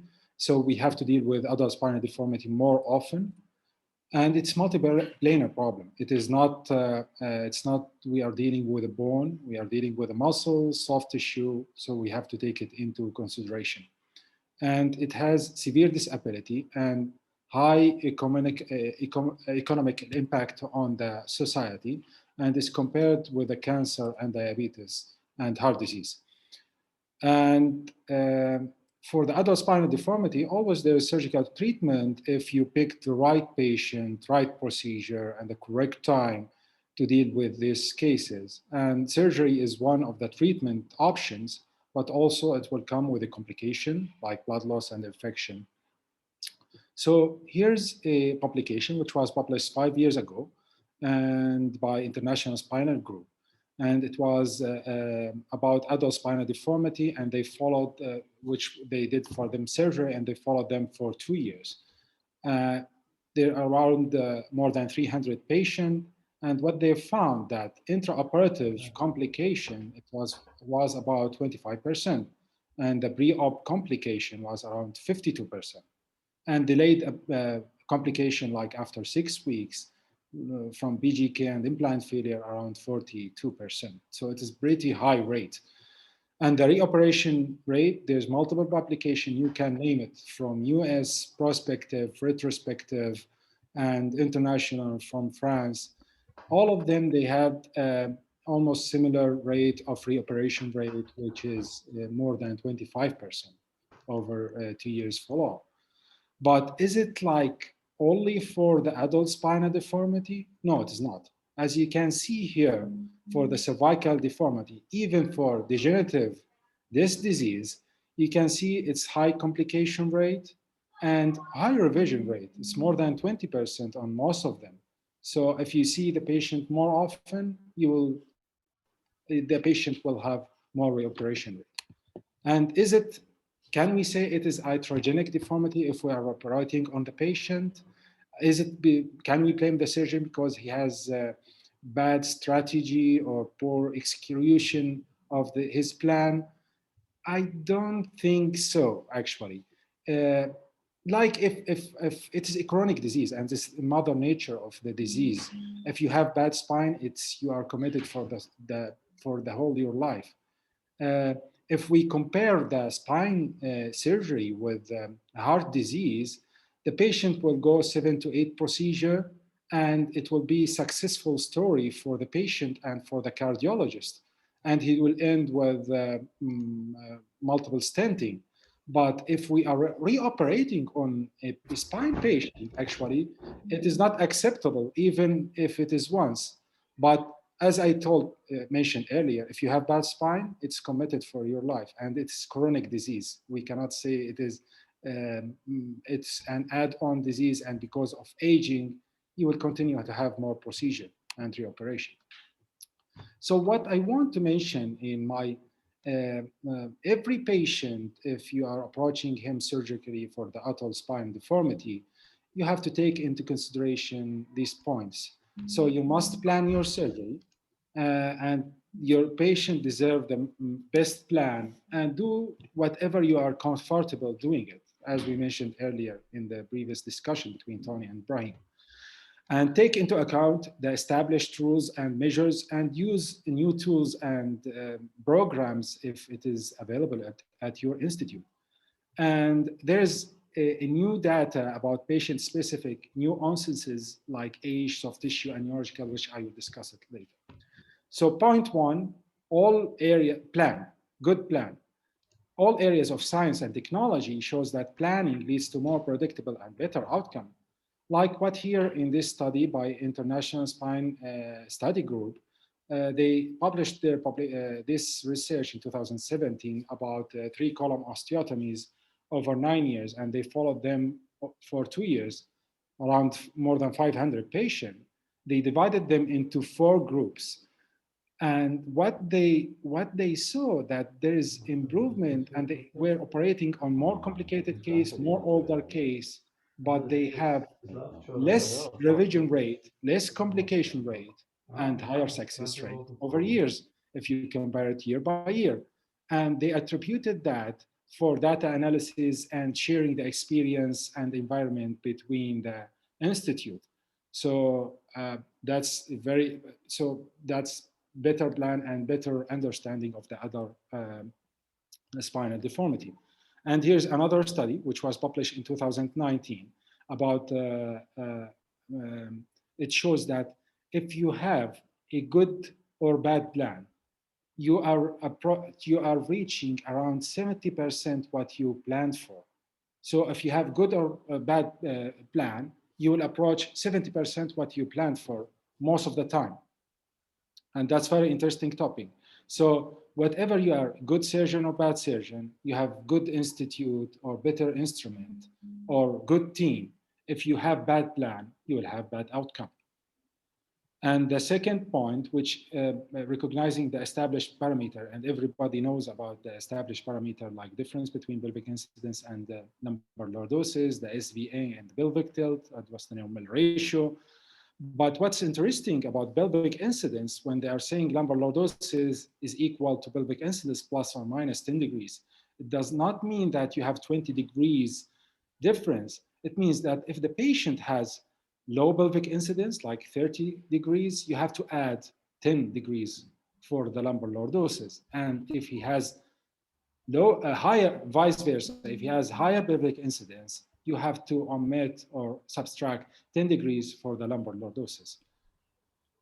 And here's another study which was published in 2018 about the amount of proximal lumbar lordosis related to the pelvic incidence. And they took 119 asymptomatic volunteers, and they asked themselves, what's the variation of lumbar segmental lordosis in asymptomatic patient? And is there any association between increasing magnitude of pelvic incidence and segmental lordosis? And how does the position of the apex of lordosis change with increasing magnitude of pelvic incidence value? And what they found, it's very interesting. Whatever the patient is having low, average, or high pelvic incidence, the L4S1 is almost the same. It's constant, it's 35 degrees. So the apex of the lordosis is very, very important. And what we used, like Ubaid mentioned previously, like L3PSO syndrome, which we used it like 5 to 7 years ago, now it's changing to more lower level at L4, L5 subtraction osteotomy. And that's implemented also for the anterior column reconstruction, like what Tony said, the ATP approach. So that's very important issue for the L4, LS1 level. Here's another study which was published in 2019 about location correction within lumbar lordosis impact and acute segmental kyphosis. And they studied that between the BGK and no BGK groups, and they found that the BGK is more common in more proximal correction, as you can see here on the diagram here. So with higher lumbar level, they're more BGK group. Why? Because they are assigning the wrong lordosis shape, which is a risk factor for BGK. And lack of distal lordosis correction cannot be compensated by proximal correction. So they concluded at their study that they are suggesting restoring lordosis at lower lumbar level may result in decreased risk of developing BGK, which Sameh will mention it in detail later on. And the third point here about the nuances is about the age, soft tissue, and neurological. So for the age-adjusted alignment, here's very interesting articles, which was published in 2016 by International Spinal Group. And the aim of the study was to determine the age of specific spine pelvic parameter and to propose the age-specific realignment threshold for the adult spinal deformity. They took around more than 700 patients, and they grouped them according to the age, physical component score, and ODI. And what they found that the normal at different age is different. Like the patient who is 75 years old, his normal SVA is 8 centimeter, which is different from 40 years old, which is a minus SVA. And what I mean, like on the left side, here's a patient who is 38 years old. His spine should be where the blue line is. So he needs a major correction. Comparing with the 88 years old, his spine should be there. So it needs minimal correction, actually. It's not a great correction. And the other point is the soft tissue and MRI imaging in adult spinal deformity. So what they found, like in adult spinal deformity and with aging, that the lumbar spine erector has greater fat infiltration, around 45 degrees, 45%, comparing with the extensor, which is around only small percent, like 10%. So if we want to take this one into consideration, like if the patient, if you want to stop your instrumentation at L2, and you saw in the MRI that there's a huge fat infiltration at that level, maybe you need to reconsider your approach, and maybe you need to include more level in your fusion. But if the vice versa, if the patient has good muscle, maybe you can end your fusion at a lower level. And if the patient has neurological disease, most commonly Parkinson's disease, which is the most common, and we know that Parkinson's disease, they have high reoperation rate. But they found in this study that many aging patients has much more subtle finding disease, especially neurological disease. So what they found that 76% of 29 BGK cases have some element of neurological disease. So we have, maybe it will help us also in fine-tuning our procedure. So in summary, adult spinal deformity has a huge impact on our healthcare system. We have to systematically analyze each patient. And sagittal spinopelvic alignment varies with age, so age-adjusted goals is essential, and patient-specific care is essential to drive it. Thank you very much. And now we'll continue with Dr. Sameh about BGK. He will elaborate more on his presentation, and he will continue what I have mentioned. Thank you. Thank you, Omar. And I believe Omar and Ibrahim Obeid has already touched base on one of the most common problems that we have with adult spine deformity, which is proximal junctional kyphosis. And the question is the complication that can be avoided? I can tell you that this is one of the complications that gave me a lot of anxiety during the first couple of years of my practice.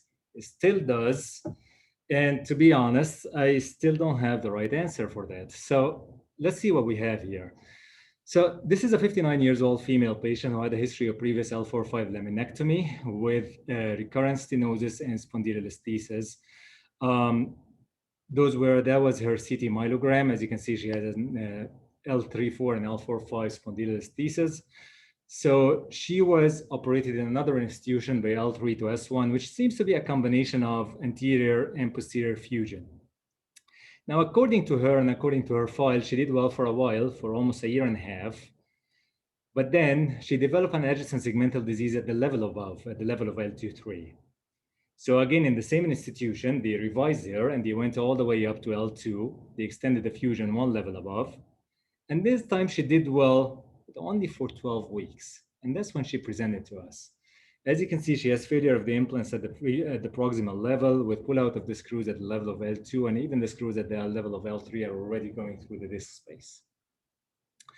So when we saw that, we said, well, we have it all figured out. This straightforward case. We're going to go ahead and correct her. So that's what we did. We went in and we extended her fusion all the way up to T10. And you can probably argue that she still has some malalignment in the sagittal balance, but she was fine and she was happy.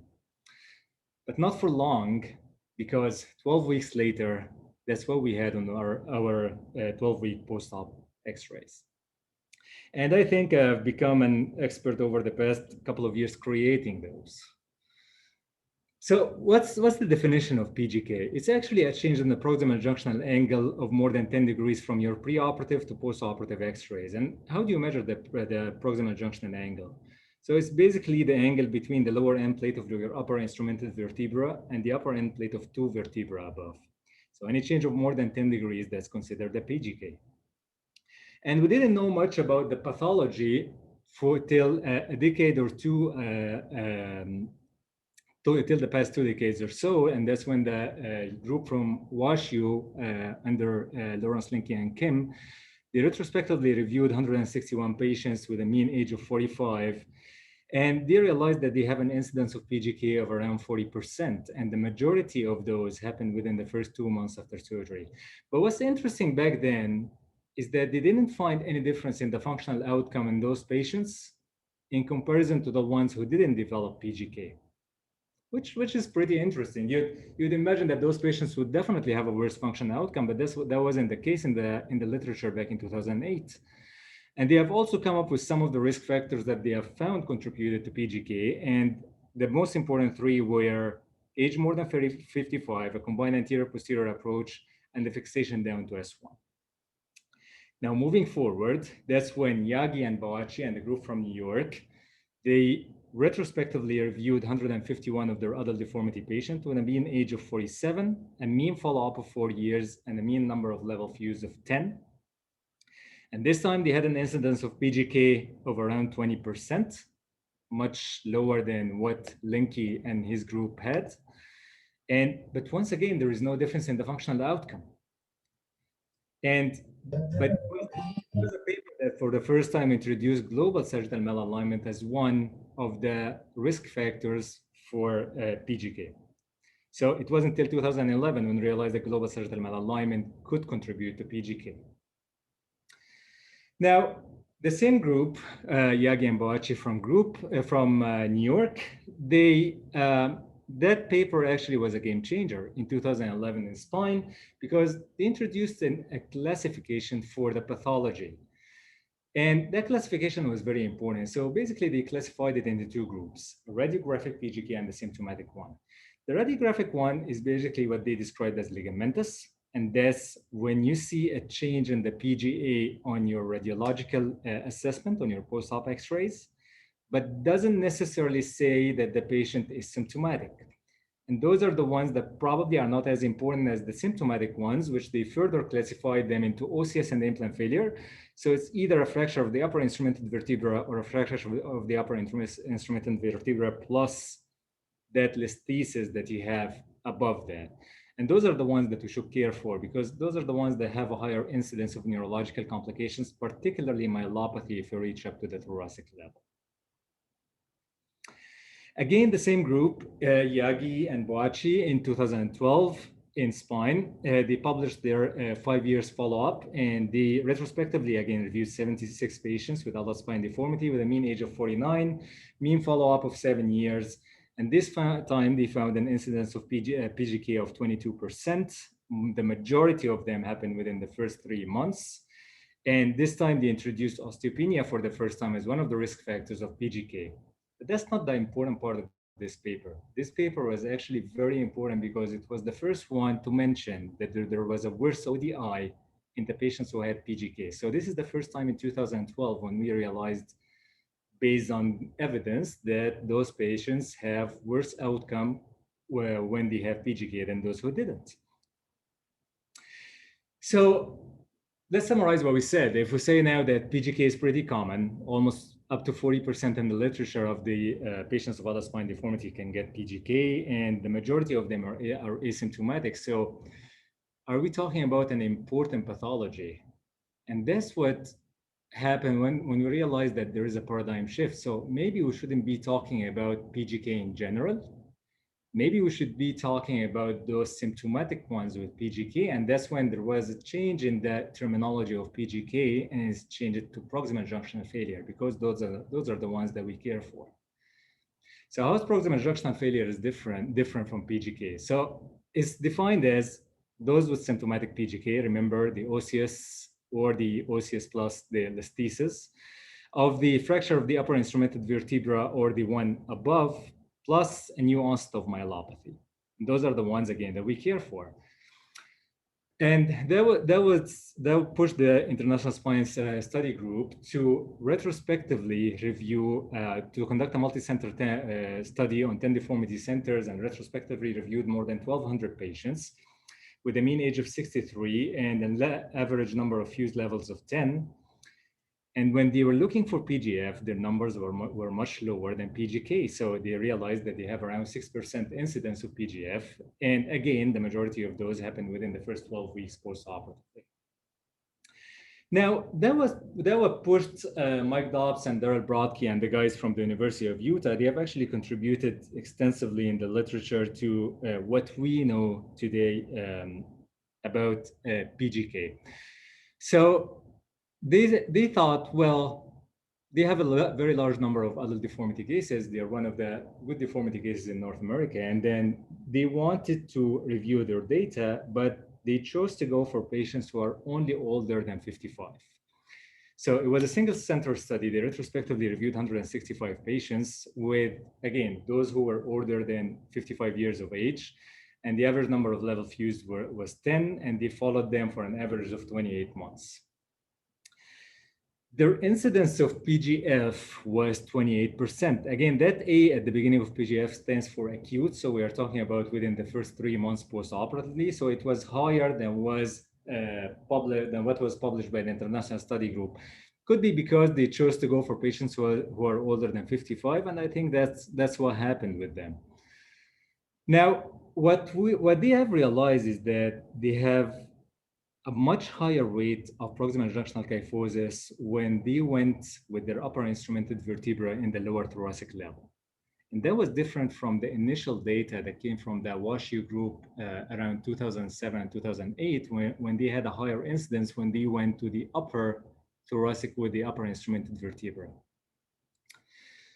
All right, so they checked their failure mode and they have realized that the majority of their cases had a fracture or a fracture plus or implant failure, and their failure mode didn't change based on the level of the upper instrumented vertebra, whether it was upper thoracic, lower thoracic, or lumbar. And then they checked the revision rates and they realized that they have revised 10% of the cohort, which accounted for more than 35% of the patients with PGF. And the majority of their revisions was for the patients with myelopathy. Now, it wasn't, so we grew up as orthopedic residents in an era where everyone used to think T10 is the magic number. T10 is the level that we should go for. It's the most stable vertebra. If you're doing a long lumbar construct, it's probably safer if you go up to T10 to decrease your incidence of PGK. So Linky challenged that actually, and the university and the group from WashU. So they conducted a study on a retrospective study on 125 patients, and they divided them into 3 groups. The ones with the upper instrumented vertebra at the level of T9-10, T11, T12 versus L1, L2. Interestingly, what they found is there is no statistical significant difference between the 3 different groups. So it doesn't really matter in the incidence of PGK whether you stopped at T9, T10, or L2. And what's more interesting is that the revision rate, again, didn't change, was statistically significantly different by the level of the upper instrumented vertebra. Okay, so that's what pushed Mike Dobbs and Daryl Brodke again to conduct this study. And they thought, maybe it's not the level that we stop at. Maybe there are other factors contributing to PGK. So they did their multivariate regression analysis, and they have found the following. They have found that whenever they changed their lumbar lordosis to more than 30 degrees from this preoperative X-ray, those patients were 7 times more likely to develop postoperative PGK. And the second variable that was statistically significant is that immediate post-op X-ray, if you see a change in the PGA of more than 5 degrees, then you're 27 times more likely to develop PGK within the first 6 to 12 weeks post-operatively. Now, I know a group of you would probably say that this contradicts with what Ibrahim Obeid and Omar mentioned earlier, that you should work on that L4 to S1 level, and the more you correct your L4 to S1 lordosis, the less chances you get PGK. Well, remember this study was done on the overall lumbar lordosis. It wasn't directly focusing on the L4 S1 level. So that 30 degrees is for the overall lumbar lordosis that they measured. Now, the same group from the University of Utah, they asked themselves a question: is T10 a safe level to stop at? So they looked at their data, 365 patients. They had 119 of those who had PGF. And what's interesting is half of those were the ones where they stopped at the level of T10. And the other half were distributed among T11, T12, and L1. So they stopped there and they asked themselves a very important question. Are we dealing with two different groups of patients? Are the ones where we stopped at T10 basically had much worse sagittal parameters preoperatively, and that's why they had to go all the way up to T10, and the ones where they stopped lower in the lumbar spine are the ones that didn't need much of a correction. And in fact, that's what they found. So the ones where they went all the way up to T10 had worse sagittal parameters preoperatively. They worked a lot better on them and corrected them much better than the ones where they stopped at the lower lumbar levels. And those are the ones where they stopped at T10 probably because they didn't want to go all the way up to T3, and they should have gone. So again, the same group, they retrospectively reviewed 216 patients with a mean age of 61. And this time they wanted to look at the revision rates when they go to the upper thoracic versus the lower thoracic, and whether it will make any difference when it comes to revision surgery.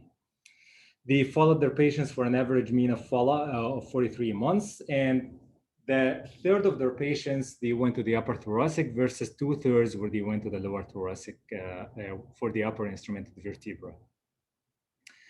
What's interesting is their overall revision rate was 26%. And what's even more interesting is that it was almost equal whether you go to the upper thoracic versus the lower thoracic for the upper instrumented vertebra.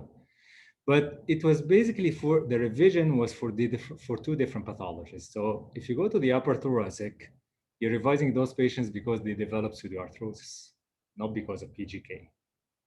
And if you go to the lower thoracic, you're revising them obviously because of PGK. So you're basically trading one devil to the other. You're trading a mechanical problem to a biological problem. And then their overall revision rate was almost 35%. And again, it was the same between upper thoracic versus lower thoracic, and with the same results for pseudoarthrosis versus PGF. If you ask me for my opinion, I would take a biologic problem over a mechanical problem at any time. At least I can use different stuff to deal with the biologics when we still don't have a clear answer on dealing with PGK. So before I come to wrapping up my presentation, here's another case. This is a 65 years old female patient who presented with low back pain and severe radiculopathy, operated in another institution with L1 to L5 fusion with failure at the upper instrumented vertebra. CT scan was done showing loosening of the screws at L1 and L5. So took the patient to the OR, extended her, revised the screws, extended everything all the way up to T8. This is her x-rays on postoperative day 1. She was doing well, and then on her 6 weeks follow-up, she had a PGA of 37 degrees. Well, she wasn't asymptomatic at this point, so we didn't care much. But here's her post-op x-rays at 9 months. And at this point, she started to develop myelopathic symptoms. So we took her back to the OR and we extended all her fusion all the way up to T3.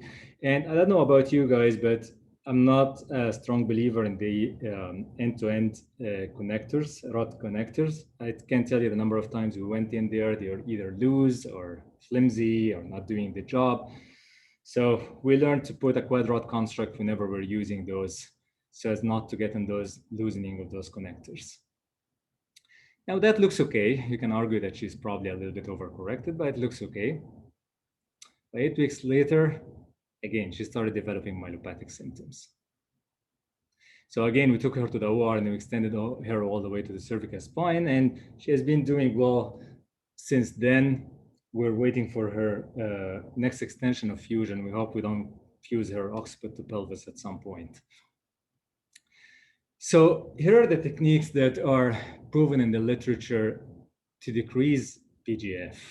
Try not to end your construct in lordosis. And as Omar mentioned, the sagittal parameters change with age. So don't try to do super heroic stuff and correct them to the parameters of a young adult.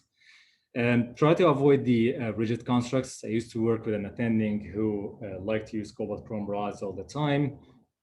I used to like them at some point, but then I realized over the year they're I think they are stiff for the adult population.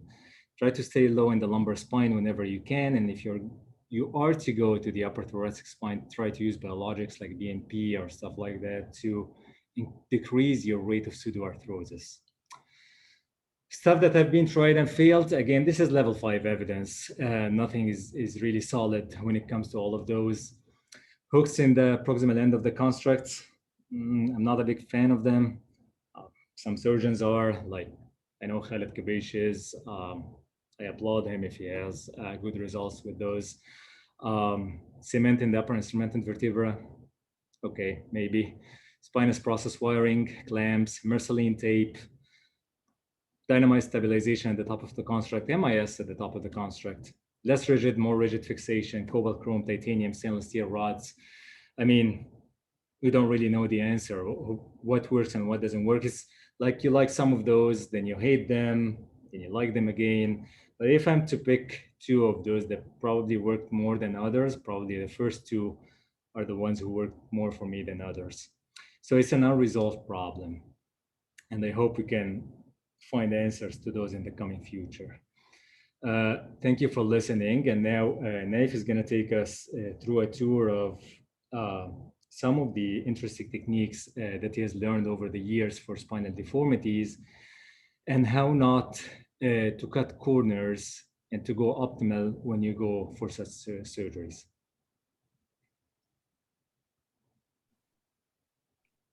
Thank you, Samer. Very nice talk.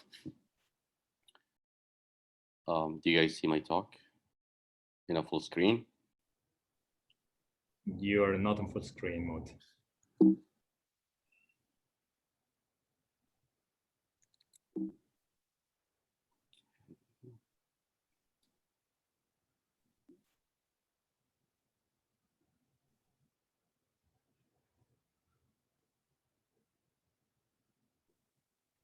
Go down, down, down, go down, down, down, down, down to the right, down, Habib Zaid, to the left, left, right there. That's what I did. And how about expand the screen on the far corner on the right, lower. Yeah, expand that. Drag the corner of your screen. Doctor, you may stop share and reshare again and share the whole screen, not the PowerPoint. It's easier and yes. How's that? Perfect. Yes. Okay. Okay. So thank you very much for having me. It's a pleasure to be here among the tycoons of spine surgeons all over the globe. I think one of the challenges in my talk was about going big or going home. I don't want anybody to imply that it's either you go for maximally invasive procedure versus doing nothing or minimally invasive. But I think the bottom line here is to do it perfect or don't do it at all if you're not a deformity surgeon. The other thing is don't cut corners. And the other thing, which is I learned the most from my fellowships, is plan the failures, whether it's yours or the patient's factors or the surgeon's factors. I have nothing to disclose. I think first comes first. It doesn't matter if you see a severe deformity in an elderly patient who's complaining of focal pain in a certain area, like a concave area with potential extraforaminal disc, for example, or like foraminal stenosis specifically into one area. So don't get that a big picture conceives you from what the patient is really complaining of. And that's one of the things in spine surgery is all of the things that causes pain are like within 5 centimeter diameter. So you have to be very picky in figuring out where the pain is, because you don't want to do like big surgeries and the patient's still having that symptomatic subarticular stenosis. You can always try prior to that if you have like multiple areas of pain source, you can try facet blocks or foraminal injection. And above all, you could try epidural injection, especially with those who have like sagittal imbalance, and you don't know if that sagittal imbalance is because of pain or is it because they're actually decompensating. So you can always get them epidural injection and get them seen first few days after the procedure. You can, and you must always get your standing images. There's no point that I can see from getting images on supine or lying down.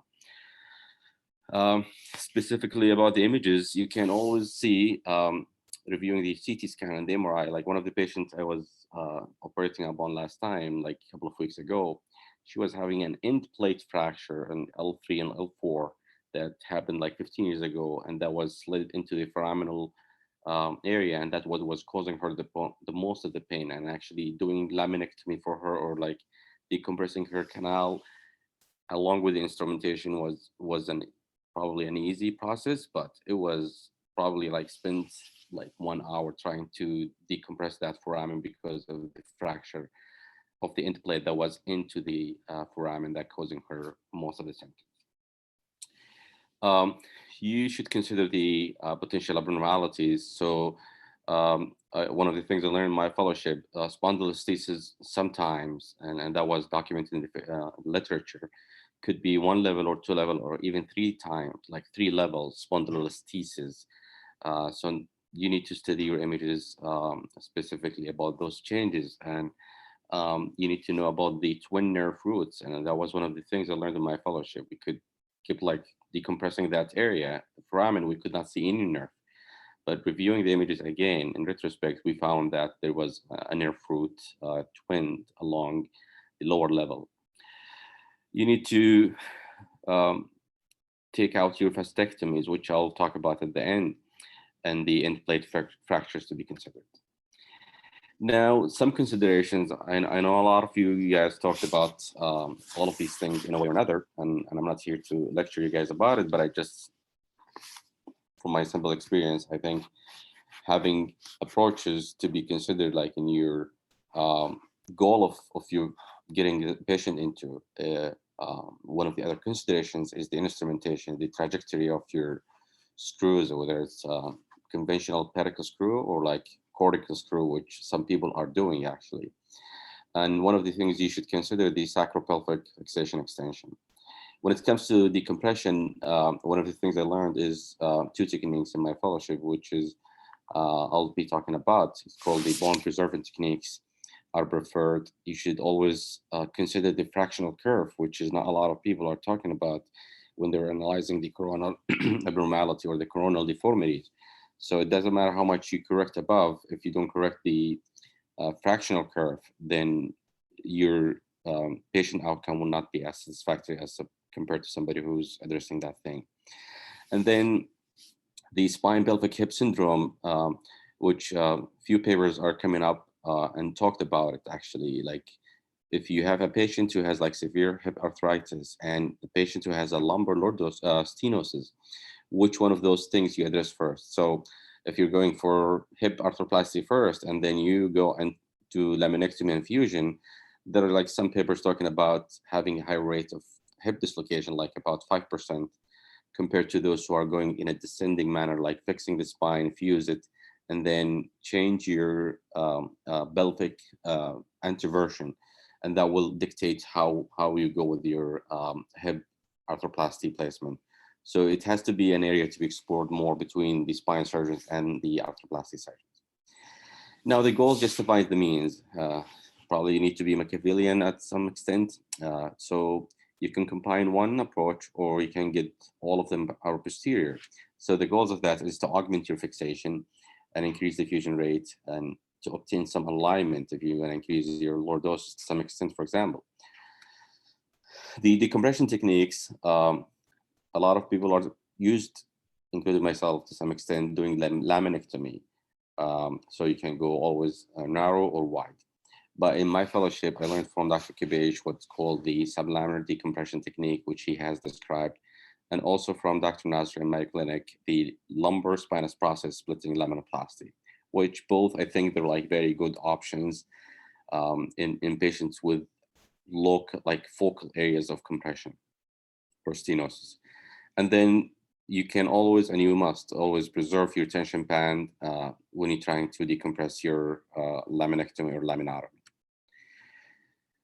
You can always, I think you guys killed this talk about the number of rods and the types of them, the screws and the sizes of them, especially in the STOAI. Like a paper was talking about if you're going in the STOAI screw with a diameter less than 8 millimeter, it's the risk of rod fracture is higher compared to those above one. So I learned from Kibesh, he's always using 990 or 1000 millimeter and the pedicle screws and cortical screws. So we talked about spondylolisthesis, and Boccia Beige talked about the techniques he uses to fix the spondylolisthesis, which is very interesting, like going in an ascending manner, going through the S1 to the L5, like quadricortical screw. There's also the speed technique, the reverse Pullman technique, and the other thing is the sacral dome osteotomy. If you would like to reduce some of the alignment sagittally, sometimes the dome of the sacrum is one of the options to get some alignment obtained. We talked about the fractional curve. I think Umar talked about the osteotomies and the talk about the L3, and a lot of people are talking about the L3 as a magic number, but I'm not in a position to say so. But I think it's one of the things you should know about why L3 is usually the one chosen, because you don't want to be like too high or far away from, or too close from a junctional area like the L4, 5, S1 areas. So there's theoretical pseudoarthrosis will increase. I learned in my fellowship what's called asymmetrical osteotomy. So in one of the cases presented earlier, I don't know who was the one presenting, is if you correct one curve without considering, like, for example, a fractional curve, then you will end up with overcorrecting. And actually that happened to me the first year of my practice. I did like congenital partial corpectomy for hemivertebrae, and I actually made that patient a little bit worse because I didn't do like asymmetrical osteotomy on the other side. So it's one of the things to learn, that osteotomies can be done at different levels, one with unilateral, like for example, the right side, and the other one is the contralateral asymmetrical osteotomy. So I had the privilege actually to see this technique, the sublaminar decompression described by Kibesh at Hopkins. And basically he's doing it only for patients who is planned to have a decompression and instrumentation. They're not only for solo laminectomy or like decompression. Doing this technique dictates that you're destabilizing, and accordingly you need to fuse it. So basically he uses the armature, cuts the facets on both sides, and then he uses the osteotomy and cuts the inferior facets of each level. And then he gets the armature again and get that piece cleaned by typically the resident or the fellow, and use it for a bone graft at some point. And then he designed like a laminar spreader on the transverse side, and he gets the ends of it, each one hooked up in one lamina and the other lamina, and he spread the lamina. So the lamina will open from underneath. And once it opens from underneath, he used the osteotome to cut the insertion and the origin of the ligamentum flavum with the osteotome. It's very neat in his hands, and not a lot of people are doing it, and it's very dangerous. If you slid a few millimeters, you're done. You killed like all of these nerves. So it needs a lot of learning curve, but it's actually doable. His rationale behind it is he's always a big believer of bone preserving techniques to decompress. And by doing this technique, you're actually doing a central decompression and subarticular decompression too. And you're preserving the bone, which is highly needed in the fusion bed. And then after that, sometimes he puts like small blocks of bone graft into those facets if there's a space for them. And that's those images are showing these images of the instrumentation post-operatively, and shows that the lamina and the spinous processes is still maintained to some extent, but also having the facets fused on the right side, if you can see to some extent. At least there is a bridging from one side to the other side. So it's a very nice technique, but you need to pay attention when you're applying. Now, this is an interesting technique, mostly for central stenosis, described by Dr. Nazar at Mayo Clinic. So basically, it's lumbar spinous process splitting laminoplasty. And out of the blue, I was lucky to see two procedures. The first one he showed me, and the second one he kept yelling at me, avoiding obtaining an unwanted outcome. So basically, for example, if you have a central stenosis at the L4 and 5 central stenosis, you need to localize with the needle the mid of the L4 of the spinous process, and that's where your first cut will be. And then the other half of the lower level of the L5, and you have to be really meticulous. Like you get one more millimeter, he's gonna yell at you. And then he used like a very thin diamond cut, and he tried to make like a trough in the in the spinous process until he sees a good depth of that. And he designed those small thin plates. They will slide inside after tapping them all the way down to the base of the lamina or the spinous process. And then he will spread them. That will give him some space in the second slide here. So, and he cuts the base of the spinous process on each side. So that area is spread apart. Now he had just to go down to the tunnel and cut that bone and then decompress it, as you can see in the images on the right side. So the optimal rate, the optimal appearance of that is you just like ungroove that thing, but it's indirectly done. And then after that, he will suture the spinous processes again, aiming for a healing process to take place. And that's the MRI preoperatively. If you can, central stenosis after the surgery, there's like nothing as if it wasn't done. I'm not here also to talk about these things, but I found them interesting to always, people are talking like if you're going to the proximally or distally, how far would you go to L2? If you're going, for example, to L2, then how far would you go to the lower levels? Would you go like 1 S2AI or pelvic fixation, or would you do 2 or bilateral? So the ending at the L5 or S1 or the pelvis, all of these depend on the disc status and the facet of the L5 and S1. But also the upper instrumental vertebrae, if it's T10 or below, then you need to finish your fixation distally to the pelvis. And one of the criteria also of the choosing which one of those to end at is depending on the sagittal imbalance. And if the patient has osteoporosis, then probably you need to go and augment your fixation and go to more levels. And it depends on the activity of the patient and age. The lower LIV or S1, which one of them? I mean, if you're going from the LIV to the S1, recommended F, the first one is if the disc is abnormal at the L5S1, if the patient is going through a longer fusion from T10 and or like T9 and above, if the patient has a sagittal imbalance operations, and also if he's an older age or she's an older age and osteoporotic. The pelvic fixation, or as Samah mentioned about the quadruple rods, should be considered. I don't want to say it should be added, it should be considered if your upper intervertebral level is 2 and above, or if you have an osteotomies at different levels that you need to get an augment fixation distally. The S2AI, I'm sure somebody will be talking about that, or some all already talked about it, is one of the things I learned in my fellowship. They were saying like, I was surprised sometimes there is a loosening around these two AIs, or some of them will be broken. And it took me time to understand that those screws are not aiming for fusion. They're basically aiming to have a distal fixation to minimize the pressure on the S1 and L5 S1 to fuse, and also to decrease the risk of fracture of the S1.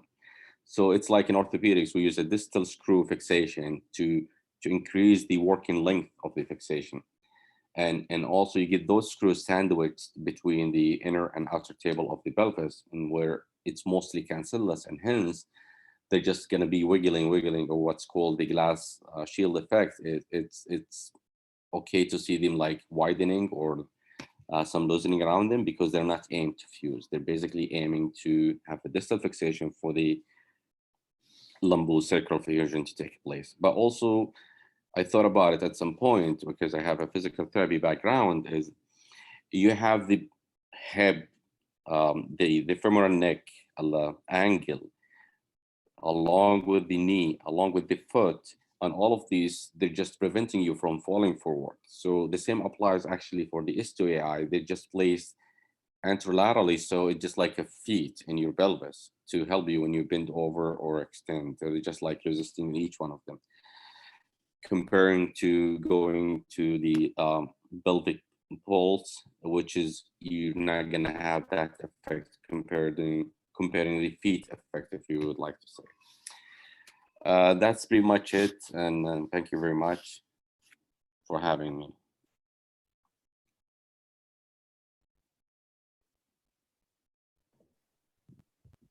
Thank you so much. Okay, Sameh, thank you so much, Sameh and your team. If you want to say something, Sameh, please go ahead. No, thank you, Mohammed, for the invitation. I know you're running out of time, so we're open to any questions, or if you want to keep the questions till the end of the whole session, since you're running out of time. I mean, it's totally up to you. We may allow if there is someone of the panel want to ask a question or just to add a comment. Maybe I comment, Naif, regarding your presentation. You stated that you may stop at L5, although you can reach the upper instrumented vertebra at D10. I believe that no, what I meant is, yeah. So I think there are like some question about if you're doing like T10, for example, to L5, you should not stop at L5 because it's like really long instrumentation, and you should always go to the pelvis. If you're going theoretically anything above L2, okay, you need to go to the pelvis. That's what I meant. Okay. But that study was it. Agree with you. So if we don't have any question or comment, I have a question for Tony. Tony, please. Okay. I want to compliment really everyone. That amazing presentations. I've been seeing a lot of presentation over the years. I really love the critical analysis, the review by the previous speakers, and their honesty in their presentations. I really, congratulations to Sameh, Omar, and Naif. I mean it. I really mean it. I have one comment, particularly portrays to Sameh presentation. The PJK, has changed from 10 degrees to 20 degrees, and because let's all think about one thing. If you have a sagittal imbalance, let's say, I'm giving an example from L1 to S1, somebody with a severe sagittal imbalance. So the patient has a compensatory mechanism. They are overextending the thoracolumbar and thoracic junctions, right?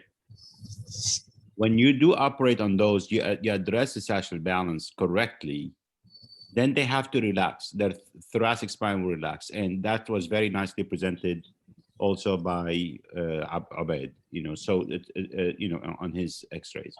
So the data change is a very dynamic, a very physiological change. So we have to be careful, because if the patient is trying to brace themselves to extend their thoracic spine and thoracolumbar junction, and all of a sudden they relax, you don't want to call this as adjacent segment disease. And because they tend to develop more kyphosis at that level, right? And that's why maybe perhaps in the early presentations of Yagi is that when they show that there's not necessarily symptomatic problem, because it's not a problem. It's basically the spine is relaxing and at that level. Now that's why the SRS came up with the 20 degrees rather than 10 degrees of deformity, not in order to accommodate for some of that. Yeah, you're absolutely right, Tony. It's those symptomatic ones that are the ones that we care for. A lot of those patients, if you do a post-operative X-ray on even post-operative day one, you realize that they have some 5 to 7 degrees of kyphosis proximal to the construct. It's something that I've seen very common over the past couple of years. Well, that means you've done a good job below. Right. Yeah, that's one of the factors, of course. But actually, what I also wanted to ask you, since you have one of the largest series, probably not just in North America, but the largest series of the world on MIS, what's your incidence of PGK with your sponsor? So we are very low compared to the open literature. You know, we actually we have those numbers and we're reporting them now. We did report them before. It's in the neighborhood of never about 6%. So 6% is annoying, but as you said, this is the things that bothers the most. But it's still reasonably well compared to the open literature. And are we talking about PGK here or PGF? Are we talking about the symptomatic ones or every radiological picture that has more than 20 degrees? It's everyone combined. And our operation rate is less. We presented those at the NAS last year, but our operative rate for that is almost half of that. Okay, that's pretty low actually. Yeah. Dr. Tony, it's a privilege to have you and talk to you. I heard a lot about you. Thank you, Habib. A question about, since the PGK, from your experience or anybody else, what is your intake on putting a patient on a TLSO, for example, or like a brace, especially the incidence is within the acute phase, like within weeks? Does that help, or just it's more of theoretical? No, I personally, I'm against any bracing at all, even for fractures. You know, for us to think that the brace cannot do anything, the brace has to be extremely, extremely tight. Just you have to follow 3-point bend, and nothing's going to happen. I really think that PJ, you know, if you do build enough lordosis distally and the patient relaxes, that's the best you could do for those patients. Osteoporosis is a real thing. Honestly, it's, you know, as Sameh mentioned, the osteopenia, osteoporosis. And also, I tend to leave, and Sameh, this is to you as well, Naif. The reason we have such a low rate of PJK, PJF is simply because our upper segment of the spine is flexible. I always put my instrumentation T10, T12, or T11, L1. So I always skip levels, and they are very soft. So, you know, I'm not having, right. And the upper part of the rod, I always bend the top of the rod, not extended, because I don't want to get any correction at the upper level. Okay, you know, whether I'm doing open or close. When I'm doing even open and going to T3 down to the pelvis, right? The T3, T4 segment, the rod is overbent. If you see my light is now down. So the top part of the rod is actually touching the head of the screw, the bottom of the head of the screw, even without set screw being in. Because you have to keep in mind the patient is on a Jackson table. And when they stand up, the upper vertebra is going to shift, it's going to fall forward, whether it be T3 or T10, right? So you need the rod, the upper part of the rod actually, to be jammed against the screw head down deep inside the screw, not try to reduce it with set screw. Okay. Yeah, that's very nice. That's a good point. Now I have a question. Cobalt or titanium, Fanny? Titanium, always titanium. Because titanium I have a question. But keep in mind that my titanium is different than your titanium for a simple reason, because I have, in my cases, 100% of the time I have anterior column support. It's not different titanium, but you know, the case application is different because I have anterior rod support, anterior column support on all my patients, which is ATP. But if you're relying on posteriorly, that's a different thing. Sometimes I mix them one side titanium, one side cobalt-chrome. Just want to stress on one thing as well, because a lot of people are comparing OLIF to ATP. I do a lot of OLIFs, and essentially, I believe the biggest difference between ATP and OLIF is that when Tony is using the sim frame, he has a chance to take that ALL out. With the majority of the OLIF surgeons, they don't take that ALL out, and that's why a lot of people are complaining of what Tony mentioned earlier, of the cage subsidence and losing of that correction of the lumbar lordosis. So OLIF and ATP are not necessarily the same technique. Yes, you are going anterior to psoas with the OLIF, but you're not taking the ALL out, and that makes a lot of difference. That's why you get those beautiful corrections that Tony has with ATP when you don't get much of those with the OLIF as well. Do you agree, Tony? Absolutely. This is music to my ears. Actually, I would love, I'm starting already a ATP study group. I would love to invite you all to be part of that group. And the ATP study group, the goal is to really go into every one session we're going to have, and we're going to have monthly session. And those sessions will be a very didactic details, how to release the ALL. We'll spend 1 full hour talking about how to release the ALL with videos and presentations. And then the next month, we're going to say how we're going to preserve that end plate. The third one, how we're going to do data decompression from the front. How we're going to get to L5S1, how we can reduce the subsidence. So it's going to be very technically oriented. And I would love people who are interested to join into that ATP study group to email me, the easiest way, tonytanuri@gmail.com. And we can really change the direction of this whole field if we really learn properly how we preserve the end plates and create lordosis at the same time. And Sami has seen it live, and Omar has seen it live. We need to do that at more larger scale. And I can really by this invitation, it is something great, Tony, and I'd like to join this study group. So let me end, inshallah. Absolutely. Thank you. The study group is not only for theoretical and for publication, but I want to make sure that each one on that study group interested in such technique. He is master at that technique, and I know I can do that. And Omar, he spent with me 1 year, and he can tell you about that way, and we can propagate this throughout the world.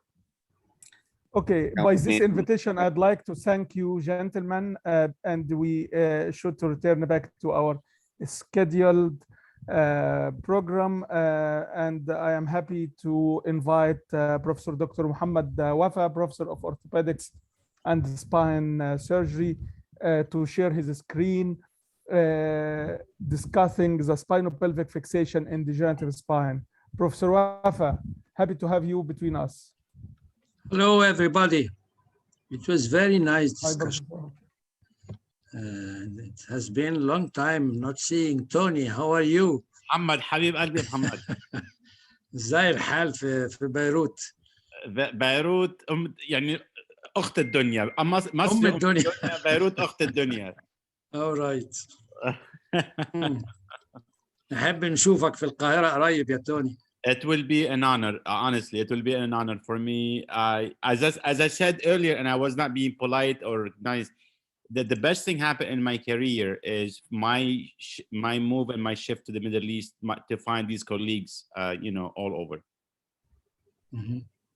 نستناك إن شاء الله قريبا. بإذن الله. دي بقى على الدكتور محمد خطاب يرتبها بقى إن شاء الله. نعمل ميتنج حلو كده ونستضيفكم جميعا. All right, my task today is to speak about the distal fixation in degenerative scoliosis, or the spinopelvic. The aim is to get solid fusion at lumbosacral junction, but the problem is not very easy because of the long lever arm. Usually we fix, do long fixation. That's why there are high stresses at the lumbosacral junction, at the base of construct. And if you think about the sacrum, it's mainly cancellous and osteoporotic, especially in these elderly patients. So the main goal of spinopelvic fixation here is to achieve a stable base until solid fusion is obtained, especially with those high-risk patients for pseudoarthrosis. There are many indications, but the target of this talk is in adult spinal deformity. If you go to L2 or slightly or higher, then you have to think about going to the pelvis. Fixing to the sacrum alone is not enough. There are many other indications to correct pelvic obliquity or high-grade lithosis, or if you do an osteotomy or in fractures of the sacrum, many other indications. We all know the biomechanical tip or the lumbosacral pivot point. I don't think you see this. The pivot point is at the posterior border of the disc of L5S1, here where the flexion extension happens at the lumbosacral junction. All the devices going ventral to this point, then it adds value. It can fix well. So S1 screws are fine. Euler screws goes slightly anterior to S1. It's not very strong, but the best is the iliac screws. S1 screw is placed through a wide pedicle, less cortical bone. But if you think about the tricortical fixation, which is, I mean, tricortical means that it goes to the very tip of the promontory of the sacrum, then this is stronger than the usual S1 screw. If you think about sublaminar devices like wires or hooks or cables, we used to use this for years, but these all are dorsal to the mechanical axis. Then they are not very strong. They have to be combined with pelvic screws. S2 pedicle screws, narrow safe zone, dangerous, and does not significantly increase the stability of the implant, of the construct. Euler screws, as I said, yes, they are slightly anterior to the pivot point, but they have not shown clinically to significantly increase the fixation power or decrease the pseudoarthrosis rate. Look at this. You may use this tricortical screws with Euler screws, but it's not very strong. You have to have anterior fusion with these cases. There are many plates like Tacoma or Chopin where you can put two screws, one in conversions in S1 and the other Euler screw. Then you have a strong base for the rod to go in. Galveston iliac fixation. Let's look at the history. Galveston, this is very strong fixation. They used to use this in neuromuscular scoliosis. You have the tip of the rod is bent and is situated between the iliac tables, the anterior posterior cortex of the ilium, and then all wires all the way. It's difficult to contour the rod, but they are doing very well. Usually you end up with loosening at the tip of the rods. Iliac screw is very good, very strong, very good fixation, very good base of the fixation. But the problem is that they are out of line of the other. No, I mean out of line here, so it would resist the distal pull out. They are frequently long screws, as Naif said, maybe 80 at least, 80 millimeters with diameter of 7 millimeters or 8 millimeters. But these are going anterior to the axis of rotation of the pelvis, so they add value to the stability. And it has been shown by many authors like McCord also. He showed that they are the best in resisting flexion at the junctional area of the lumbosacral spine. The surgical technique, you start at the posterior superior iliac spine, and you may go deep along the medial aspect of the inner table. That's why it's not prominent. The screw head is not prominent. The trajectory is 20 to 45 degrees caudal and 30 to 45 degrees lateral. Stay between the inner and outer tables of the ilium. What I actually do is that when I found the point, the posterior superior iliac spine, I just put my other hand on the trochanter, the greater trochanter, and then point your bone owl to the greater trochanter. Usually, you can go in the right direction.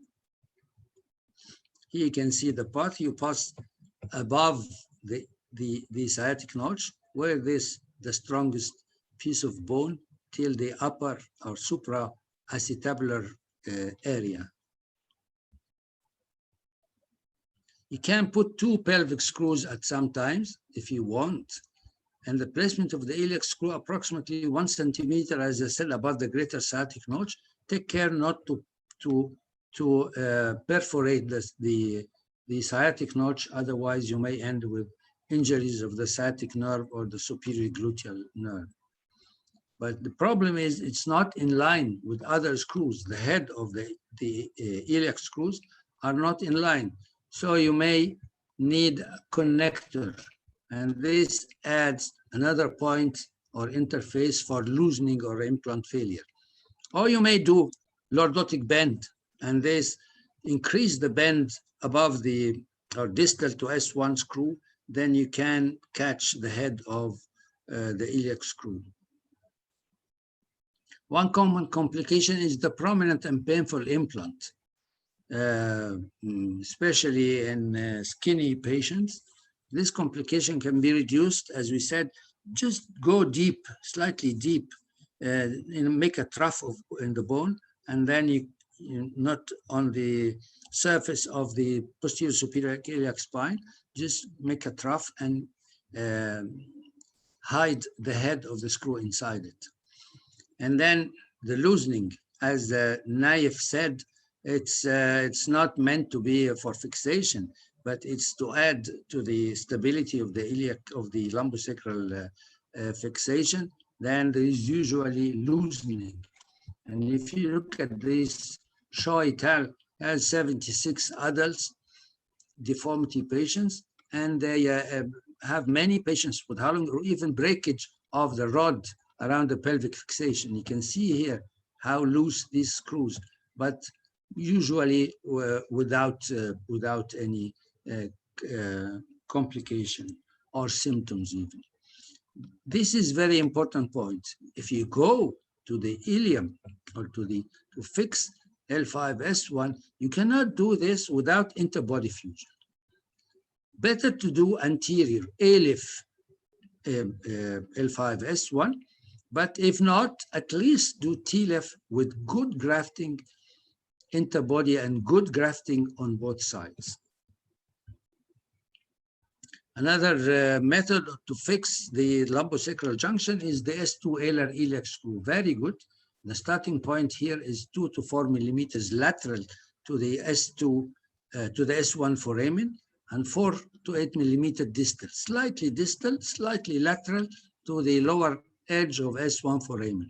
The trajectory is lateral, approximately 40 degrees to the horizontal plane, and then 20 to 30 degrees caudally.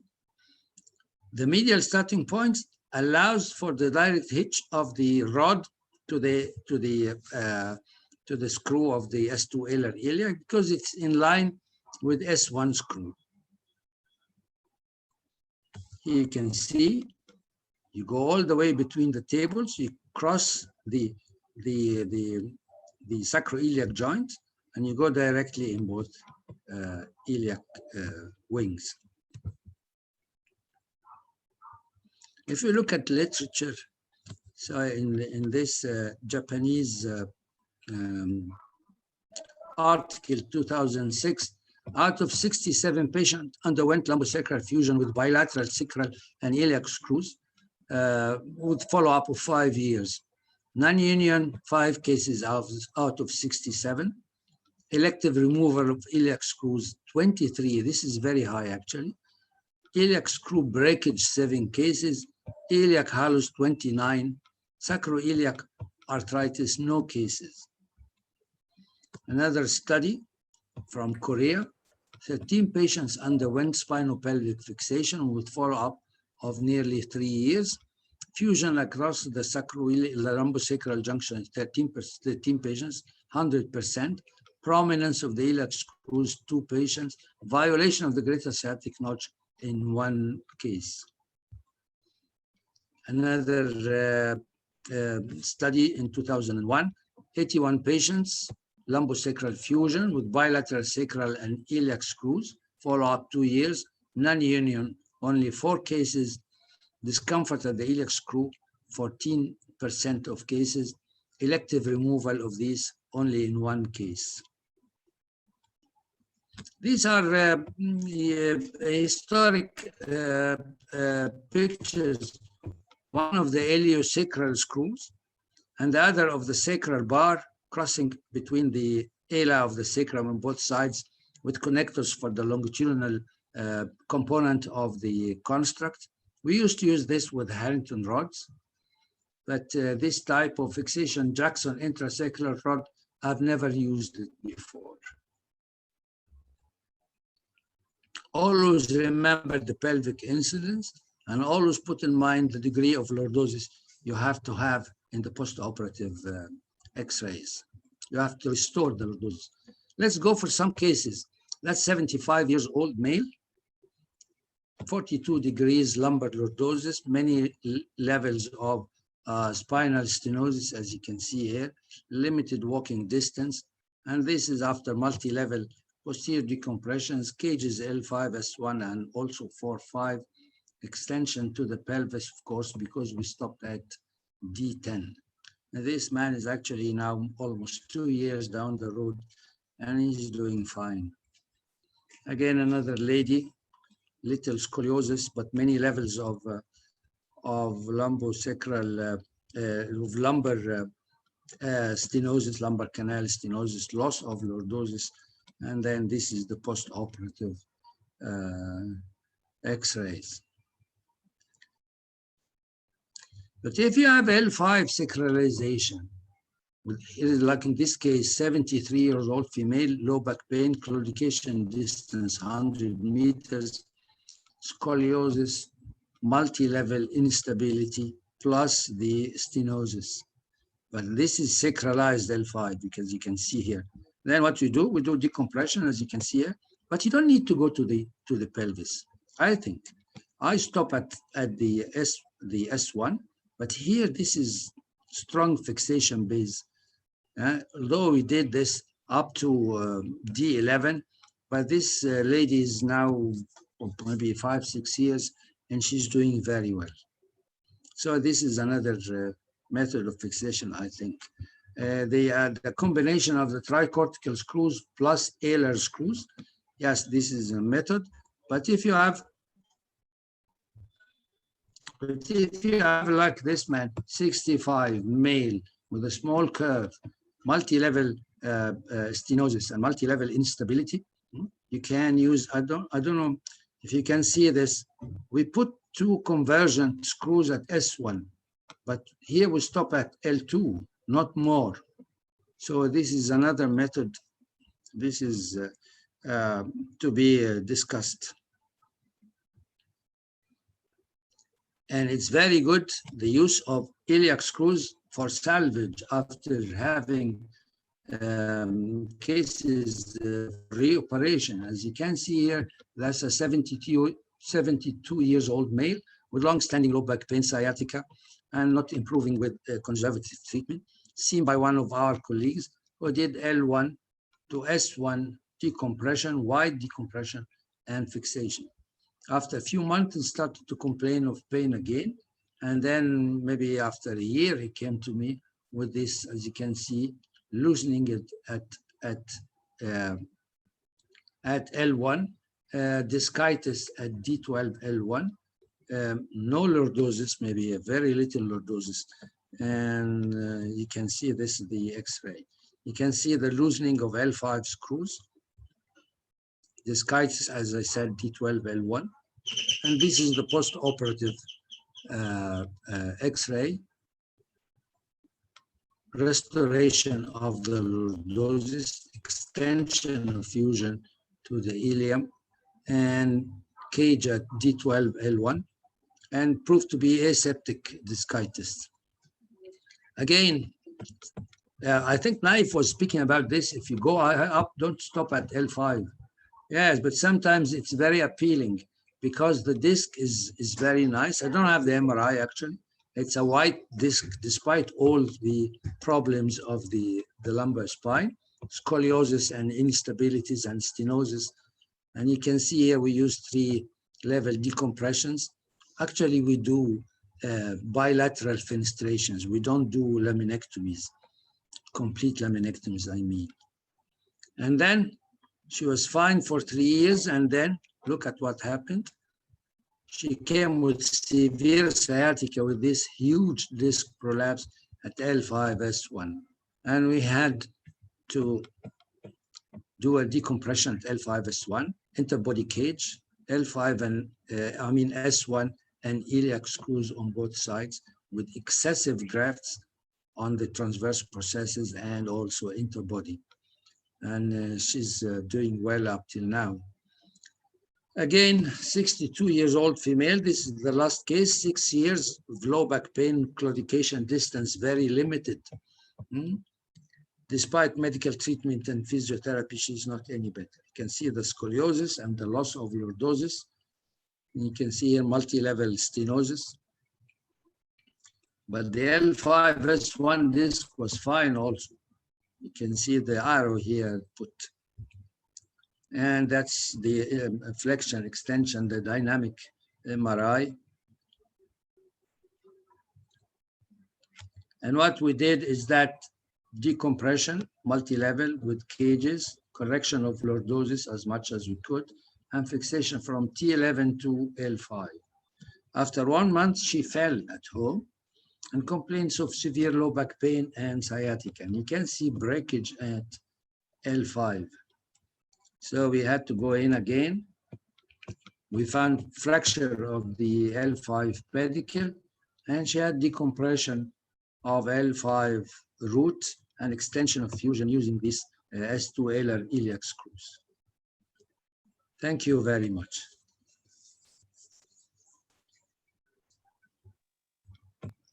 Thank you very much, Professor Wafa, for your very informative and very nice presentation. Thank you very much.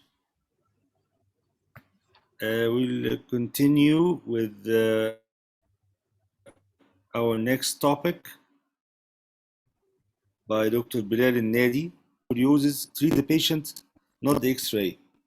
And he has his presentation recorded. Abdulaziz. السلام عليكم. متشكر جدا استاذنا الدكتور يوسف الهواري وزميلنا العزيز الاستاذ الدكتور محمد فوزي خطاب على الدعوه الكريمه دي، واحب اهنيهم بنجاح الكبير للكورس بصراحه. ما شاء الله ولا قوه الا بالله، محاضرات متميزه، فيدباك ممتاز، ودايما يا رب مجمعينا كده في الخير ان شاء الله باذن الله. هتكلم النهارده ان شاء الله عن موضوع دايلما شويه، اللي هو degenerative scoliosis. ثواني واحدة بجهز إن شاء الله. الموضوع النهارده بإذن الله عن موضوع degenerative scoliosis, dilemma of treatment of degenerative scoliosis. So my talk today is about the treatment of degenerative scoliosis. Shall we treat our patient or the X-ray? And I will start rapidly with a case scenario, and this is a real case scenario. I faced a female patient, 75 years old. She had a long history of long-standing low back pain and claudications, and she occasionally take some analgesics. However, she was independent for the activity of daily living without limitations, and she had no significant medical comorbidity. This lady was suffering from an acute onset paraplegia few days before the presentation. And on examination, this lady was conscious, alert, and cooperative with good general condition, no non-remarkable general examination. She had an incomplete coda-equina syndrome with bilateral lower limb weakness, intact sensation, and she was still continent for urine and stool. And generally, this patient looks fit for any surgical intervention.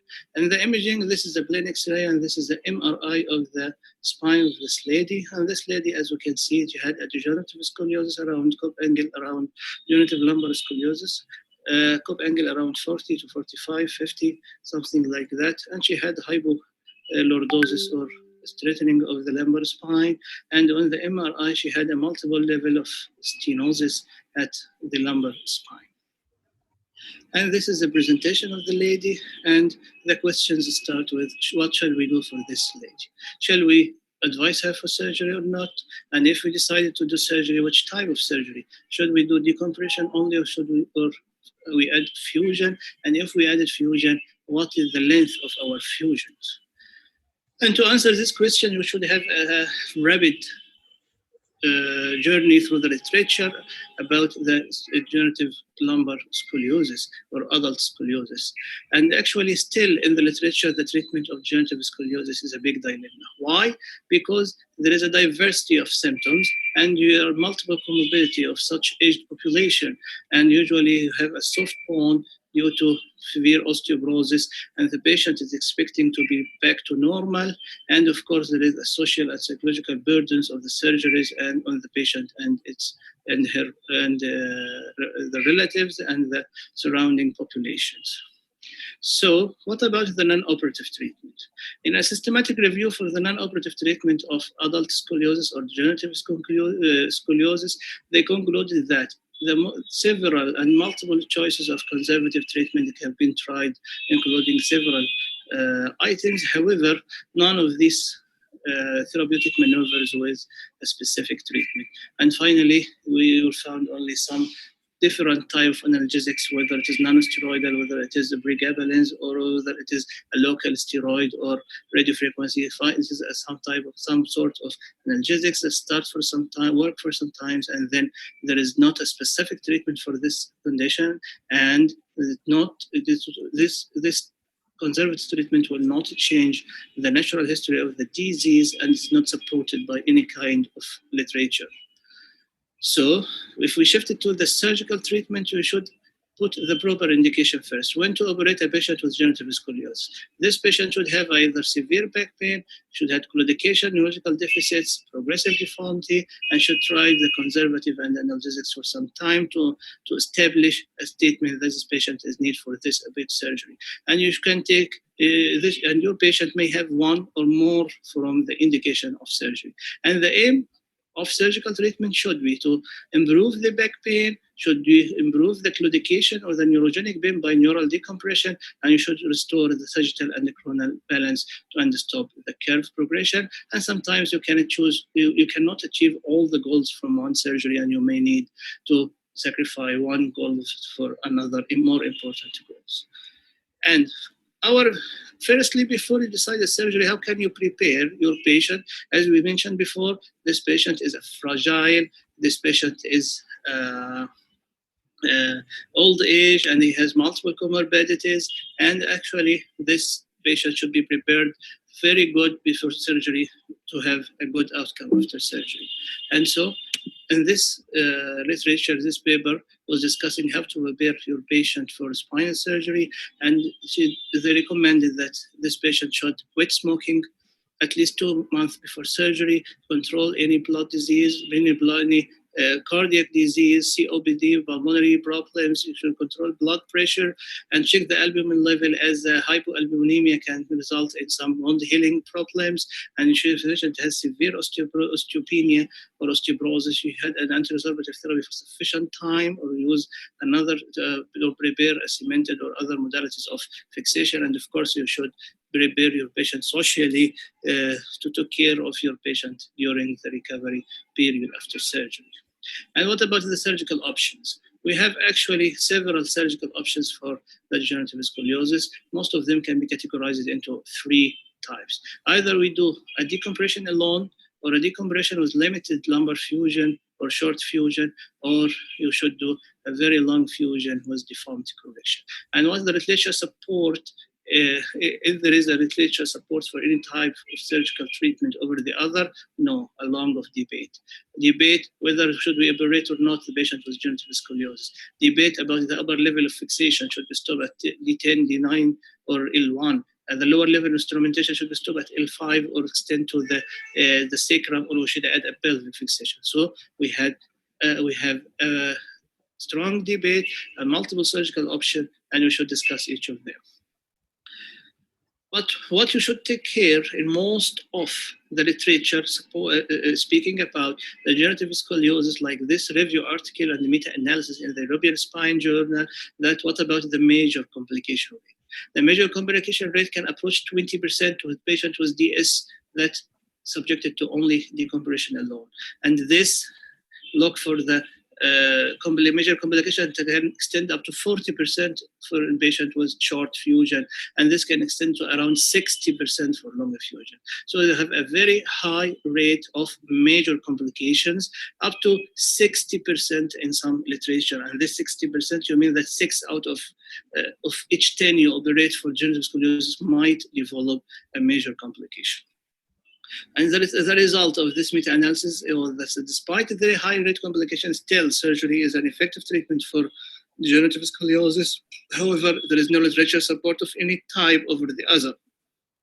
And the treatment should be individualized for each patient, and all surgical procedures, if they are done in a good manner with proper indication, can improve the spine function. And if we compared the decompression alone versus decompression with limited fusion, this has been discussed in the literature, and the literature supports that decompression alone can be an appropriate option in patients with severe stenosis with up to 2 spinal levels, and the patient should have a predominant claudication symptoms with a small or non-progressive curve. And of course, it's better to do the decompression in a minimally invasive fashion, especially in elderly, fragile, highly patient with high comorbidity and or high risk group for surgery.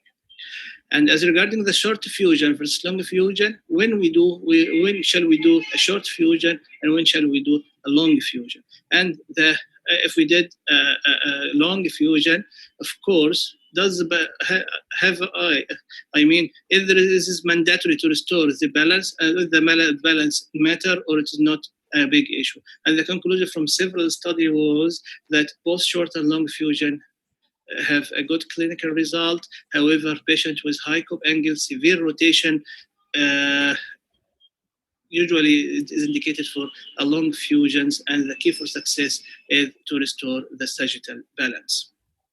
As regarding which type of fusion, the comparison between the transforaminal posterior fusion and the LF anterior lumbar interbody fusion, the result was exactly the same.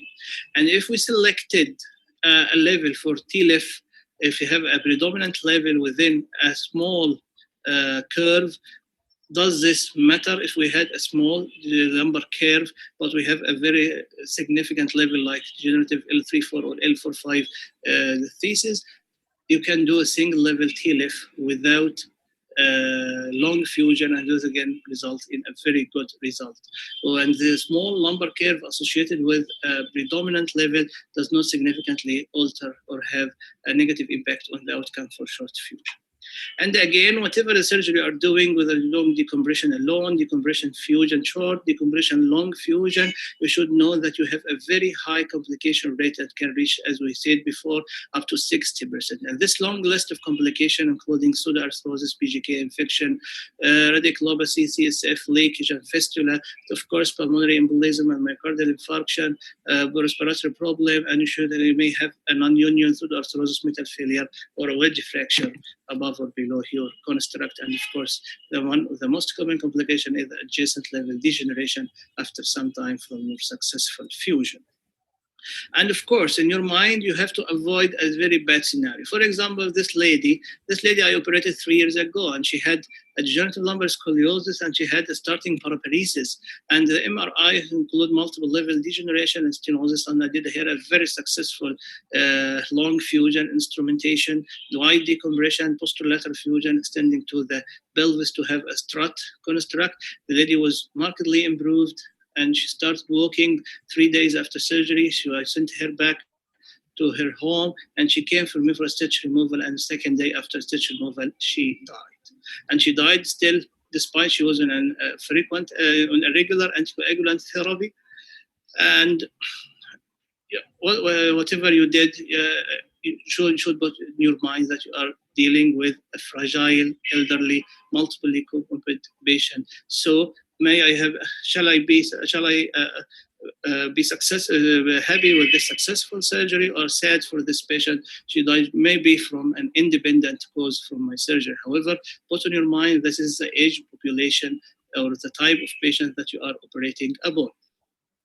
Another example that you have to try to avoid for this one, this has been presented in one of the AO symposia, and this 75 years old man had back pain and claudication, and his imaging for me, it includes only degenerative listhesis at L4-5 was stenosis of the canal. However, the surgeon was fond of the parameters, pelvic parameter, dorsal kyphosis, and he offered her, this man, surgery, long fusion surgery, and he had multiple problems. They had adjacent level degeneration, he extends the fusion, he had then adjacent level degeneration, and he extended the fusion, and the patient had infection and had neurological deficit, and he ended up with cervical, dorso, lumbar, and pelvic fixation. The patient is paraplegic, infected, and spent 2 years of his life doing surgeries depriving himself. So it's a bad scenario, it's a nightmare scenario that we are trying to avoid. So if we return it back to our patient, what I would like to say that if we see the X-ray of our patient, what is the optimal type of surgery?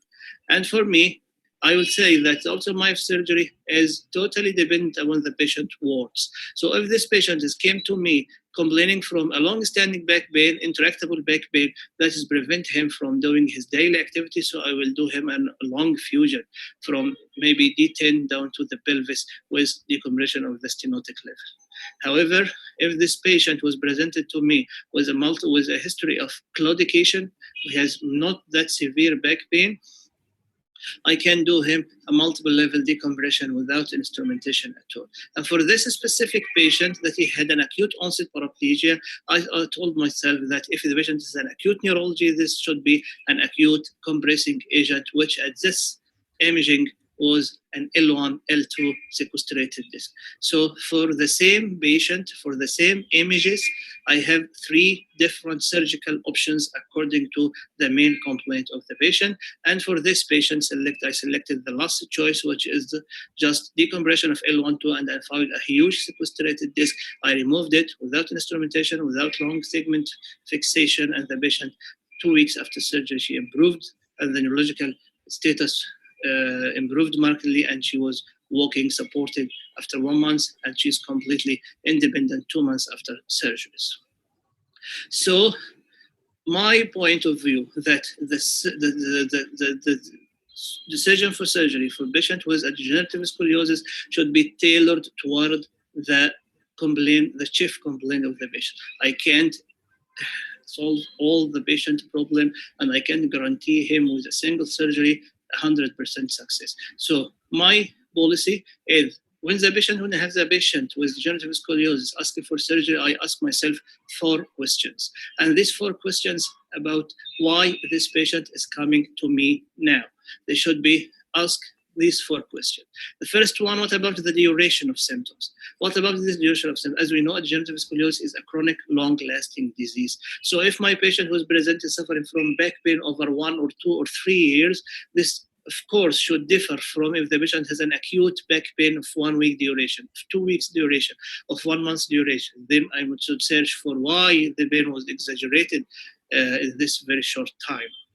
Also about the duration of the radicular pain. If the patient has a chronic claudication pain, intermittent claudication pain for 6 months, for 1 year, this is totally different than if the patient was presented with a sciatica of 1 week duration, of 10 days duration.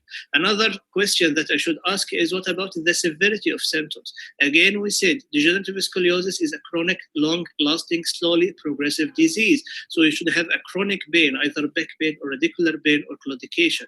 But if the patient was presented with acute intractable leg pain, you should search for a cause. This patient may have another pathology, may have associated pathology, may have a sequestrated disc, may have whatever she had. He may have an acute infection at one level, an infection at the early stages. It may be difficult to differentiate it from the modic changes on the MRI. So the severity of symptoms also masking. So if if you have a patient with a degenerative scoliosis complaining from chronic plateau back pain or claudication, this should be totally different from a patient who had an acute intractable pain of 1 week or 2 weeks. The degenerative changes from the spine lasts for maybe 10 years or more. So what exaggerates the symptoms to this intractable pain, you should search for a cause.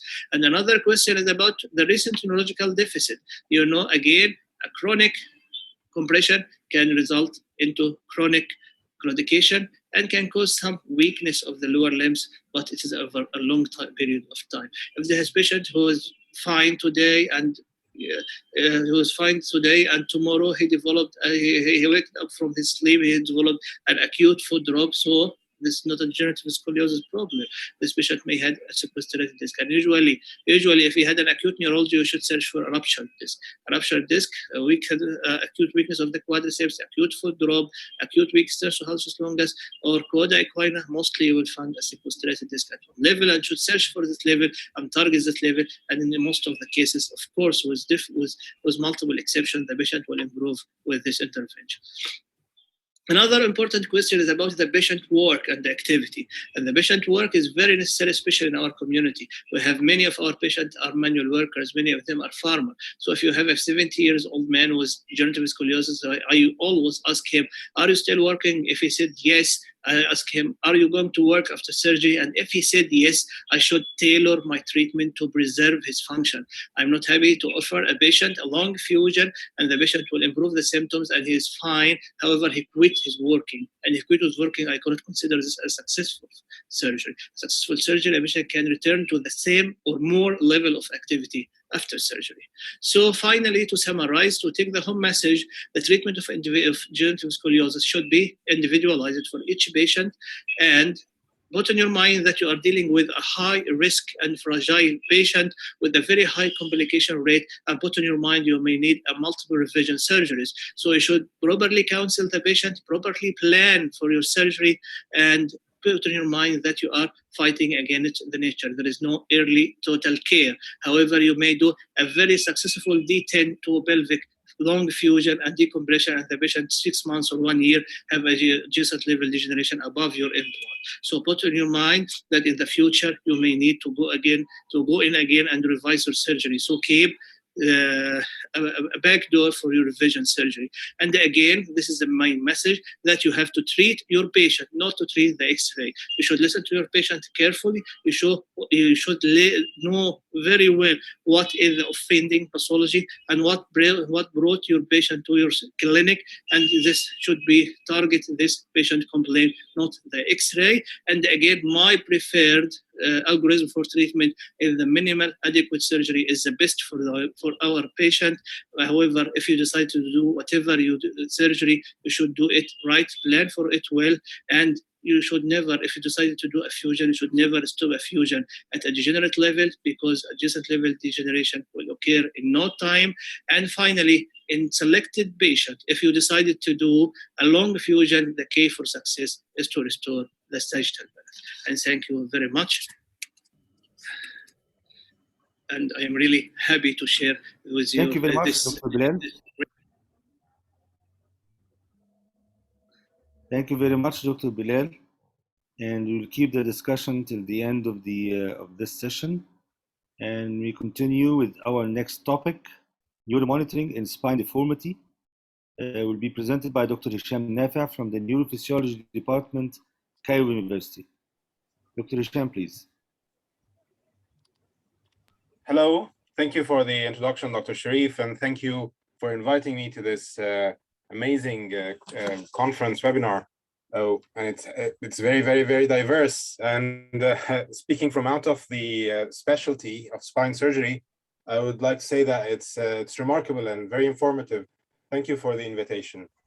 I would not take much time, and I know it's a very long night, and everyone wants to go to sleep or have fun on a Thursday night.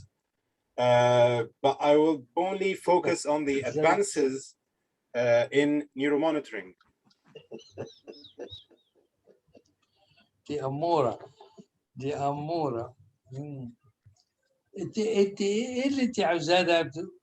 والله وانا كمان يا سيدي انت عارفه غير ما نقول. Okay, thank you very much. Intraoperative neuromonitoring is part of all deformity surgeries, especially those with severe curves. And it does have a success rate if the monitorist is an expert. The key to successful neuromonitoring is communication with the surgeon. If you can communicate with your team, and I'm blessed to be part of Dr. Yosri's team, where we do, after repeated surgeries, and we have good communication with all the team members. Next is to communicate with the patient, know if there are pre-existing injuries, deformities. I usually do examine the patient neurologically in order to take note of things that may need tailored monitoring. For example, if the patient has weakness, I would choose the muscles with better power in my montage. If the patient has sensory affection, I would also take that into consideration. If the patient has injury lower at the ankle or a previous surgery, I would change my routine nerve into another nerve for stimulation.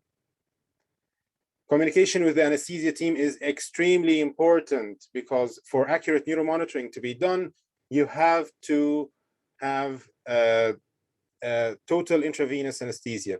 However, what are the 2021 updates? You can actually go with accurate neuromonitoring with partial neuromuscular block. You can do accurate neuromonitoring with inhalation anesthetics at low level. You can do intraoperative neuromonitoring with intrathecal morphine or paraspinal block. But you will have to use special motor evoked potential stimulation technique. Preoperative goals, it's planning the choice of the montages. We usually do multimodality monitoring, motor evoked potentials, somatosensory evoked potentials, pedicle screw test, trigger EMG, EEG, and train of 4. So we're always ready for anything. These are, this is a cartoon of 2 surgeons using the wake-up test. They're actually blind all through surgery and only take note of the neurological situation at the very, very end. Too late. Nice job, but it's too late. Artificial, how do you do the neuromonitoring? We inject signals descending. We stimulate at the motor cortex and we record distally from the muscles. We have to note that there are few things that actually affect the waves that are not related to the surgery. For example, ischemia, mechanical manipulation, blood pressure, temperature, and other chemical interactions with anesthetic drugs. So it's the role of the neuromonitoring physician to correlate or troubleshoot any change in the responses or the waves that he's recording. Ischemia could happen when the mean arterial pressure goes way below 50 millimeters mercury. So we do utilize hypotensive anesthesia in order to minimize blood loss, but we always make sure that the mean arterial pressure is not below 50. This is an example where ischemia in another operation has led to a drop in MAPs. Mechanical disturbances can also lead to neurotonic discharge. And nerve compressions, temperature change. If the patient goes into hypothermia, each 1 degree Celsius shifts the motor evoked potentials by 1 millisecond. What other testing modalities do we have? Somatosensory evoked potentials. And these are waves that where we stimulate the distally at the peripheral nerve and record from the somatosensory cortex. Let's focus more on motor evoked potentials, which are the mainstay or the main tool we have in our neuromonitoring. It started way back in the 1990s, where we used to, it started with anodal stimulation using single pulses. Later, we started to use train stimulation, and we use it in several procedures, not just deformity monitoring. So what exactly are we stimulating? We're stimulating the motor cortex, and we are monitoring the cortical spinal tract, which lies in the lateral spinal cord, just in close proximity to a breeching screw.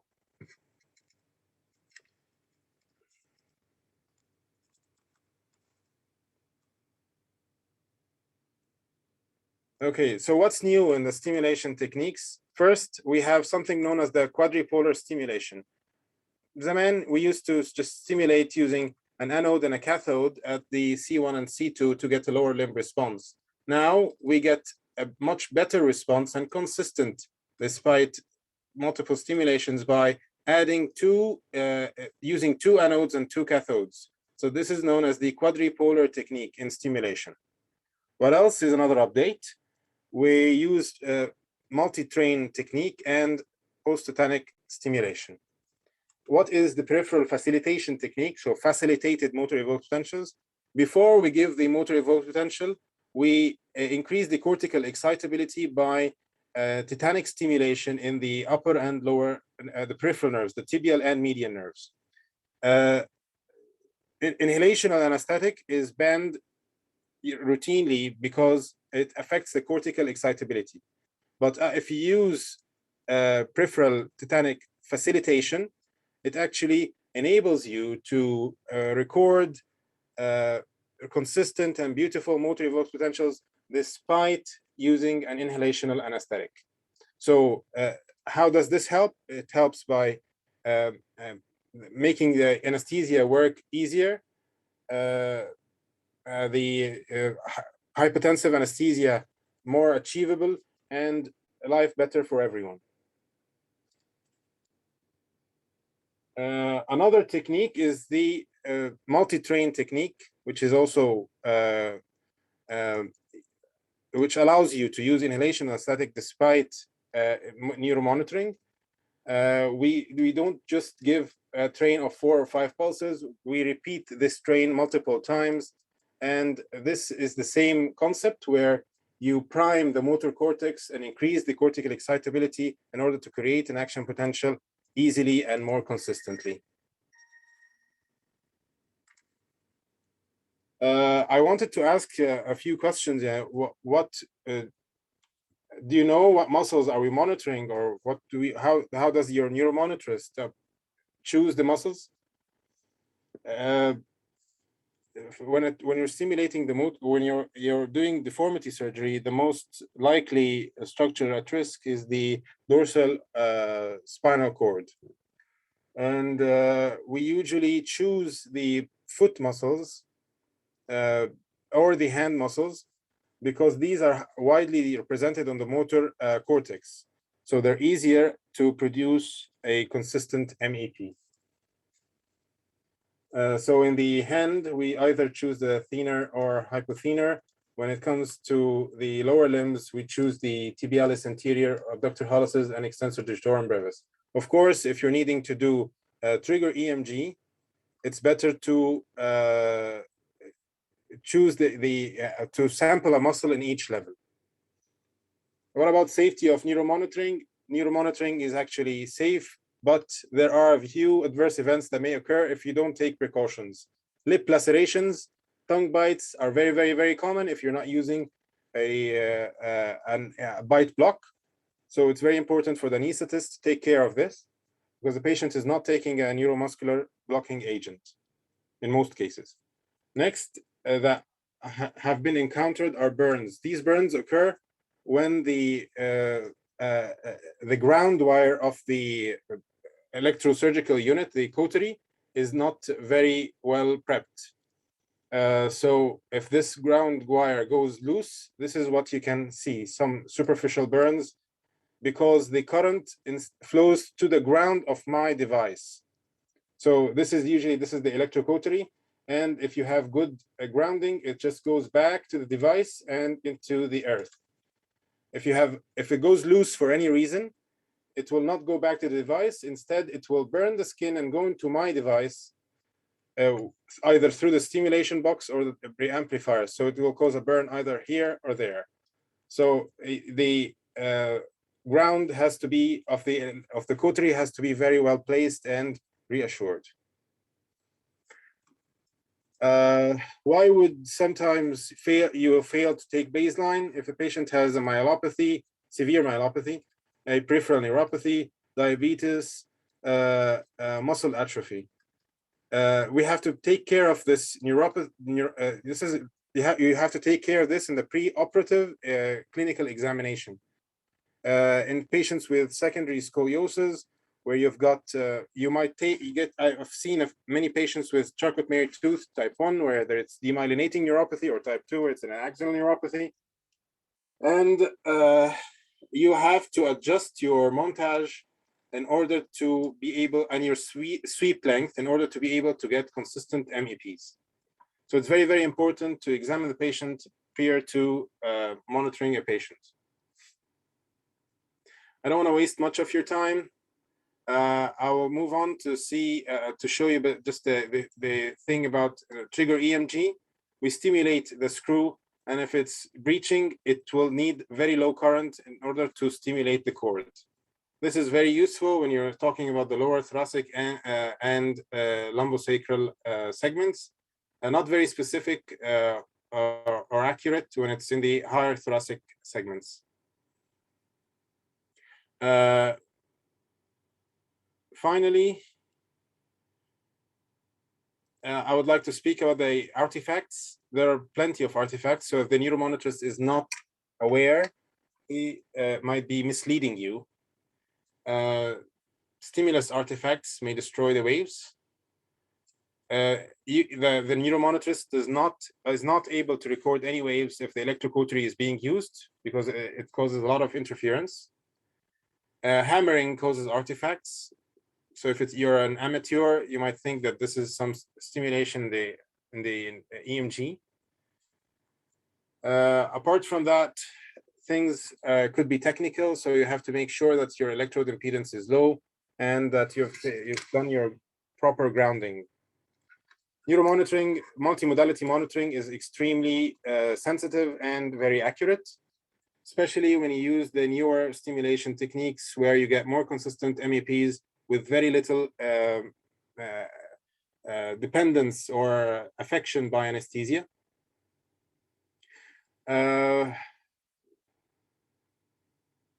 I'll skip all this because it's not important, but I have to say that a successful neuromonitoring needs a surgeon that is oriented with the modalities, an anesthetist that is in good communication, and trained IM personnel. That this triad and team building is very, very important.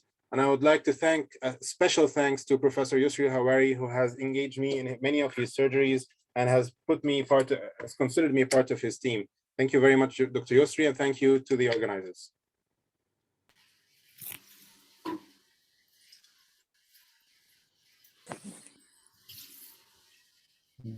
Thank you very much, Dr. Hisham. Dr. Fauzi. Thank you so much, Dr. Hisham Nafa, for your nice presentation. And maybe we can open for some discussions and the questions. And I'd like to start by asking Professor Wafa. Dr. Wafa? Yes.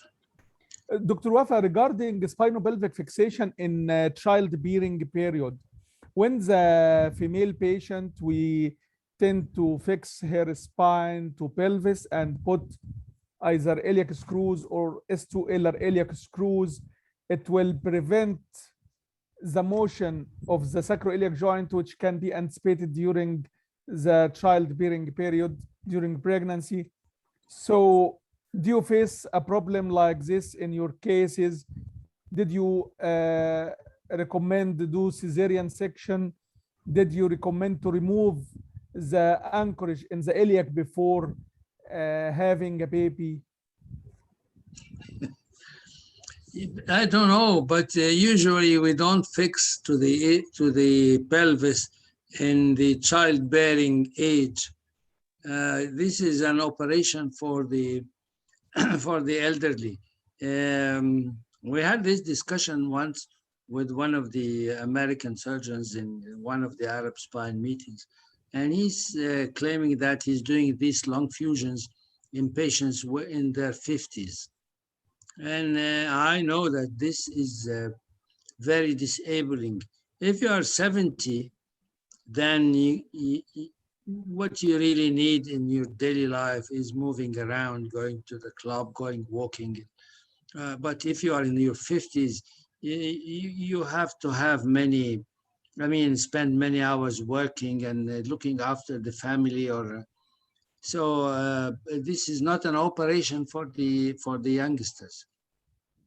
So yes, but you know, sometimes in high-grade spondylolisthesis, we may need to anchorage the pelvis in our right. construct. And This is sometimes another point. If we have pelvic tilt, or if we have oblique takeoff in L5, and we will Sacral fractures. Sacral fractures. So sometimes you may need to anchor the pelvis. So I think you may fix unilateral and leave chance for the other side, or after fusion you can remove the iliac anchorage points. أو خليها تتطلق وخلاص. I would like to thank all the previous speakers, the excellent talks, and really I enjoyed every one of them. But I have a comment. I think in our area, because of the economy, because of the obesity, because of the socioeconomic factors, I find that the best treatment for the sagittal imbalance is a Zimmer frame or a stick. And I always offer this to the patient: try a frame, try a stick. If you're happy, stick with it. If not, then we can start planning the surgery. Yes, this is very biomechanical thinking. Zimmer frame? The Zimmer frame is the Mashaya.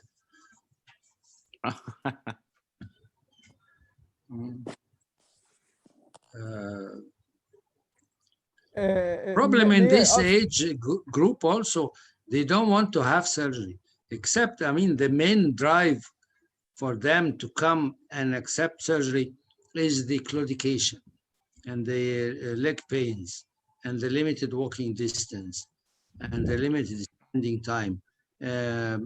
But the deformity or the loss of lordosis or the all this would be accepted in ladies in our community in their 70s. The claudication is the main drive for them to come. Yes, I agree. And again, you can do limited decompression for these cases without going to the whole spine fixation. And the patients also in this part of the world, they only want one surgery in their life, and they wouldn't accept the thought of several surgeries. But if you think about the limited decompression in these cases with a rotary subluxation and antrolythesis or retrolythesis, you have to expect the increase of the deformity and then the recurrence of the symptoms very soon. I have many of this. I mean, throughout life, before doing these long fusions, I paid the penalty of doing limited fusions, or maybe microscopic, maybe endoscopic. It's not in, I mean, in my armamentarium, but what the types of fusion we do, even fenestrations, bilateral fenestrations, or multi-level things, they usually come again with increased deformity and symptoms recurrence. Professor Wafa, I remember a case we alternated operating on her every year. I'll do a level, and then you do another level, and till one of us reaches. Yes. Like playing chess, like playing chess. Yes. And she lived after the first surgery, maybe more than 20 years. And she died recently, maybe 4 or 5 years ago.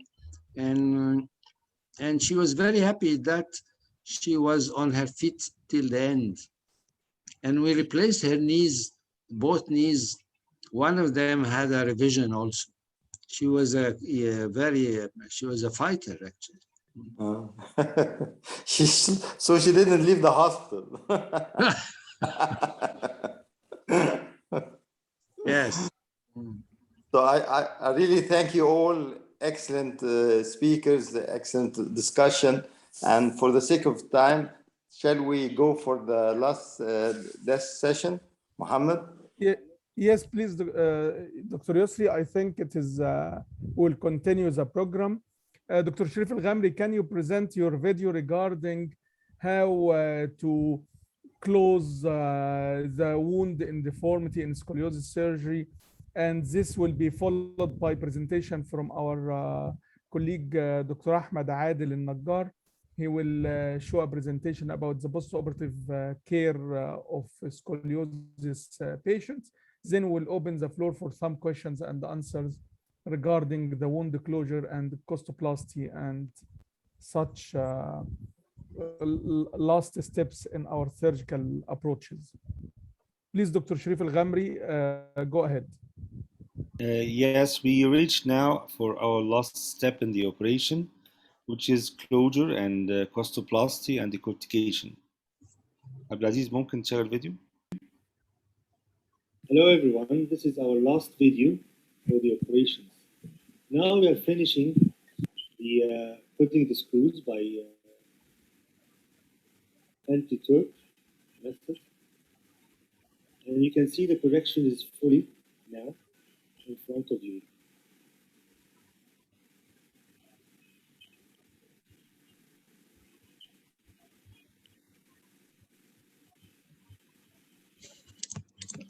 Now we have to check if there's still a hump or not. So we check. What do you see? There is a hump. There is still a hump.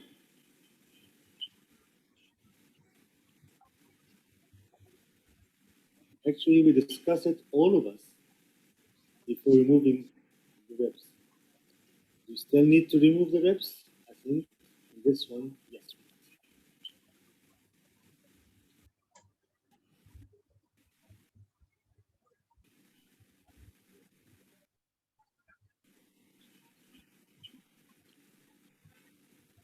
Now it's a debate to remove parts of the ribs or not. We are still debating.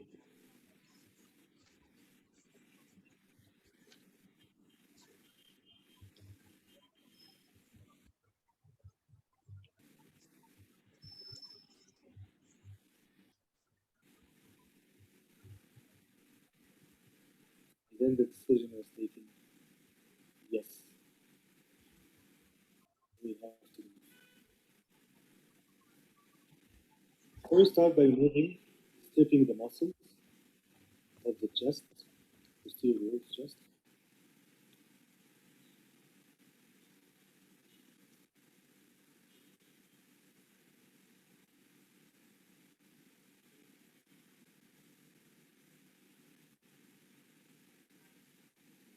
Exposing the ribs.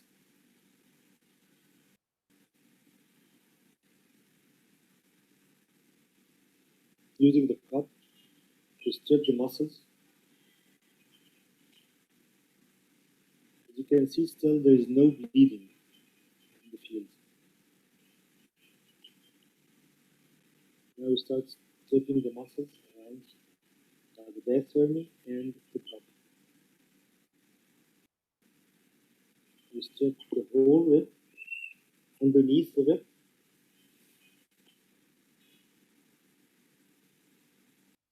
And then insert the bolt.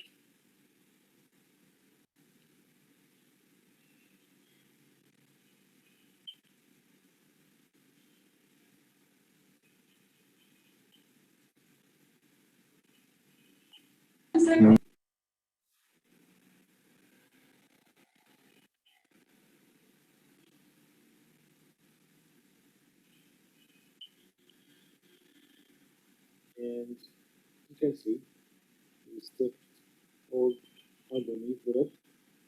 Then by bone cutting, remove parts of the ribs. We continue for the second one.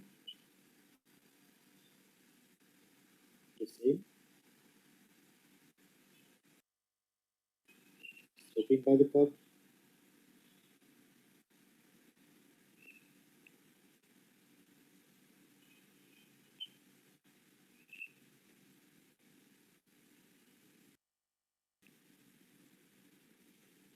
the same method for the second one.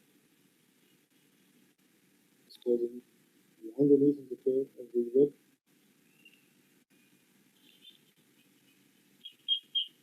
and then using the bone cutting again to remove the second rib.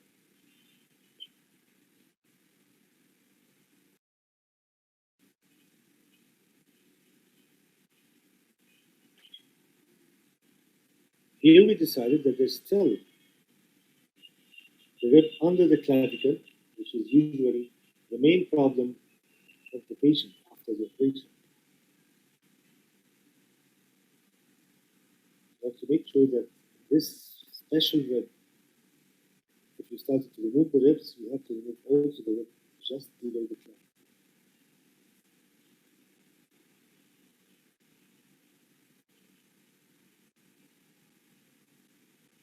Usually it's the most difficult one because it's just behind the below the clavicle.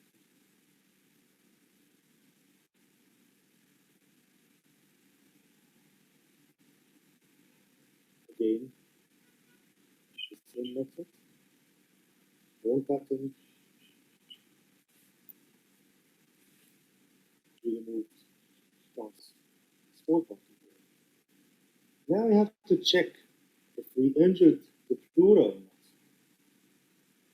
We asked the anesthesia to do a Valsalva maneuver so we can see it from here.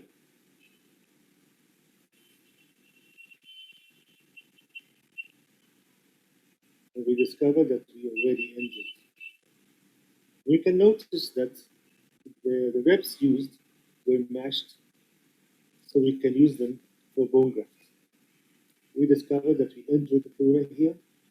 So if we did not injure the pleura, we have to put a ready bag. If you injure the pleura and you're sure of it, you have to put the chest tube. So once you touch the ribs, it's either a chest tube or a ready bag. Now here we put a chest tube.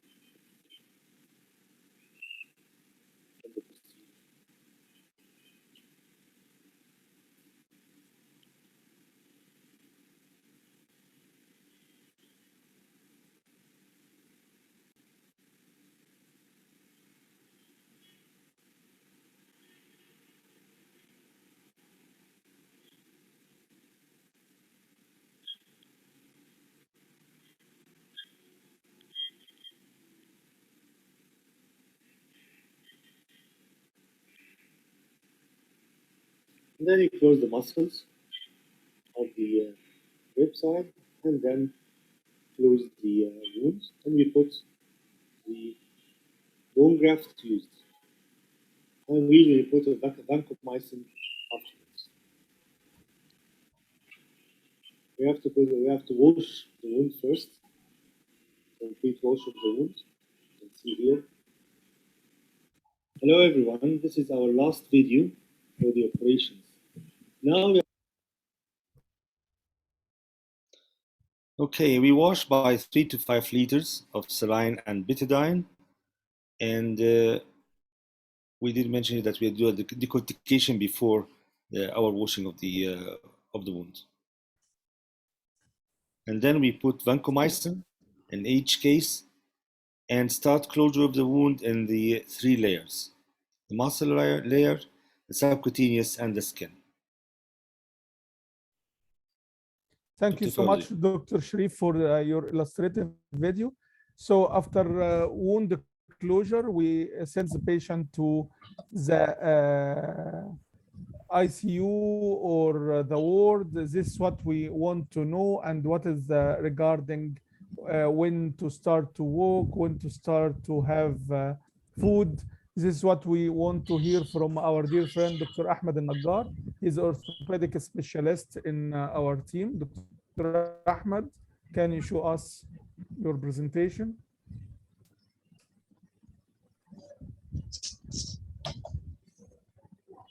Dr. Ahmed, share your screen and start your presentation. السلام عليكم ورحمة الله وبركاته. I'm very happy to be here today. Firstly, I would like to express my deepest thanks and respect to Professor Dr. Yusri Al-Hawari and Dr. Muhammad Khattab and Dr. Sharif Al-Ghamdi for their kind, continuous, unlimited support. Our topic today are dealing with the scoliosis after care. It's a very important topic. We will start our presentation. We need to know our goals.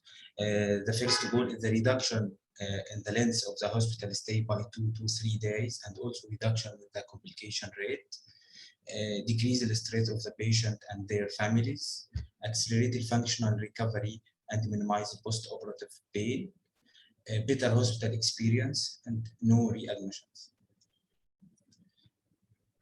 Enhanced recovery after surgery is not a new concept. It was developed in 1997 in Denmark by Professor Khaled and has since been adopted globally in various surgical specialties.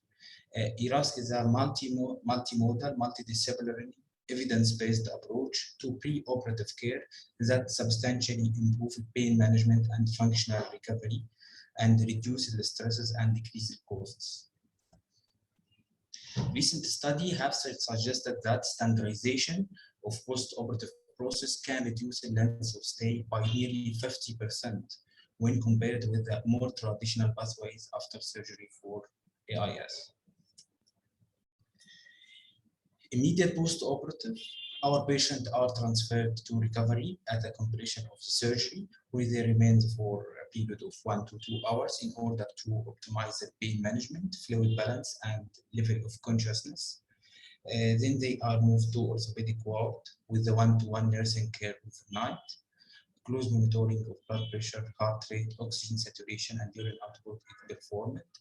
Fluid balance, nasal oxygen, and pain management are the priorities, along with the regular neurovascular observation in the immediate and post-operative period.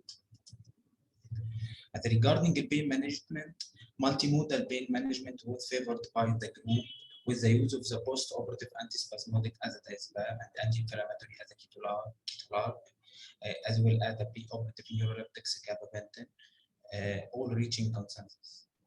Standard post-operative analgesia include morphine infusion with the nurse-delivered bolus, along with intravenous paracetamol 4 times daily.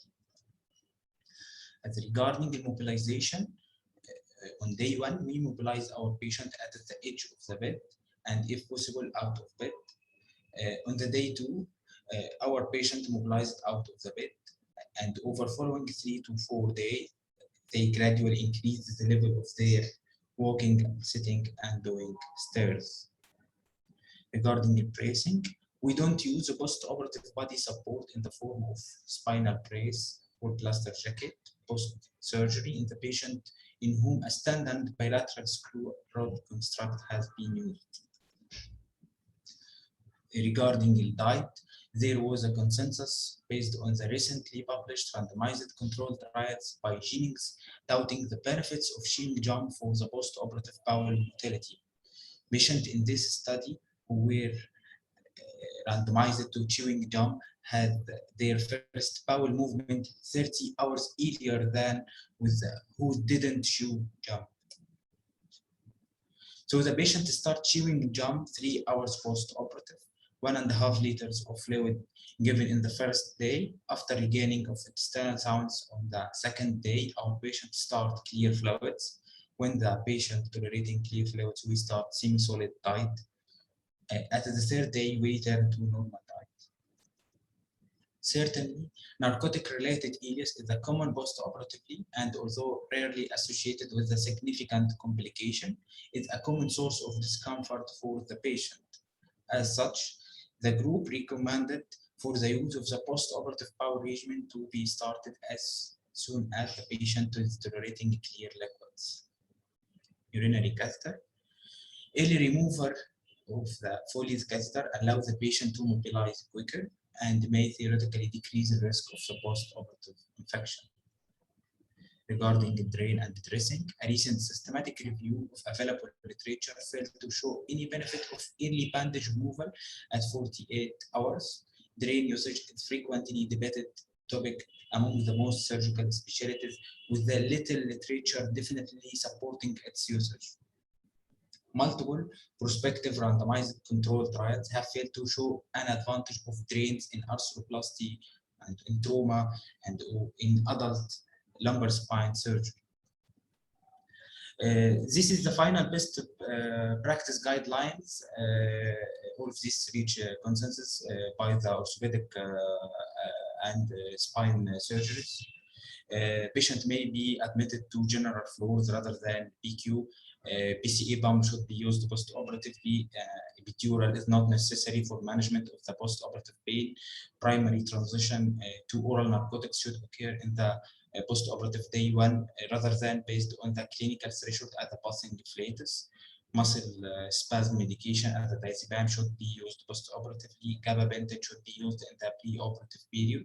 Ketorolac should be used to minimize narcotic needs.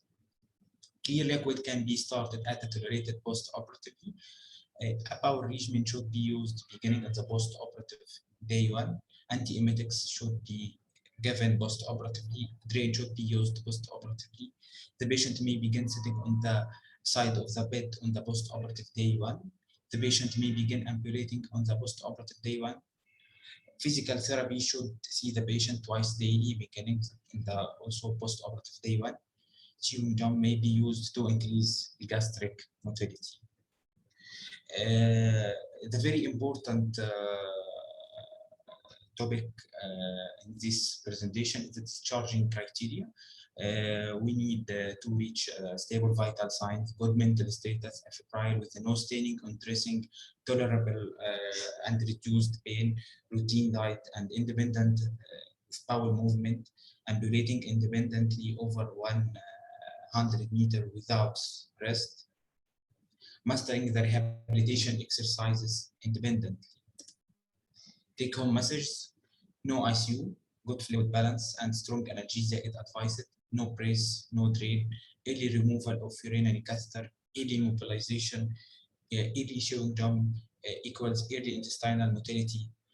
And the last and very important one is scoliosis follow-up never end, and the patient followed for many years. Thank you.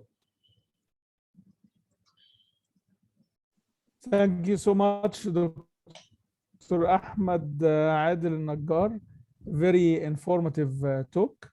Thank you so much. So now we will open for discussion between the panel list regarding the wound closure and the post-operative care.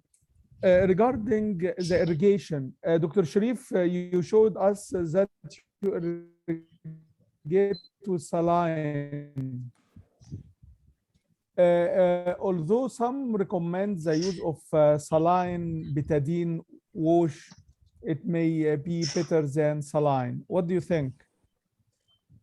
I think Dr. Sharif is not here. Dr. Yusri, irrigation with saline or irrigation with saline betadine? I think saline and betadine has got a stronger effect and has got a evidence-based literature supporting it. But if you have the means, I would say pulse lavage would be a good thing. Our colleagues doing the hip and knee surgery, they're using the pulse lavage. So I would shift, if I have the opportunity, I would use pulse lavage. If not, I will use lavage with betadine, if not just saline. But you should remember that the solution for pollution is dilution. So the more saline you use, the more you're diluting the wound, the less organism you're having. Okay, great. May I ask you, Dr. Yahya, regarding the wound closure, do you use Bortovac in early onset scoliosis cases, or do you follow irrigation as well by saline betadine? What is the difference between early onset scoliosis cases and the big wound in adolescent idiopathic scoliosis? So for the irrigation thing, I usually use diluted betadine with saline in all cases, either AIS or early onset.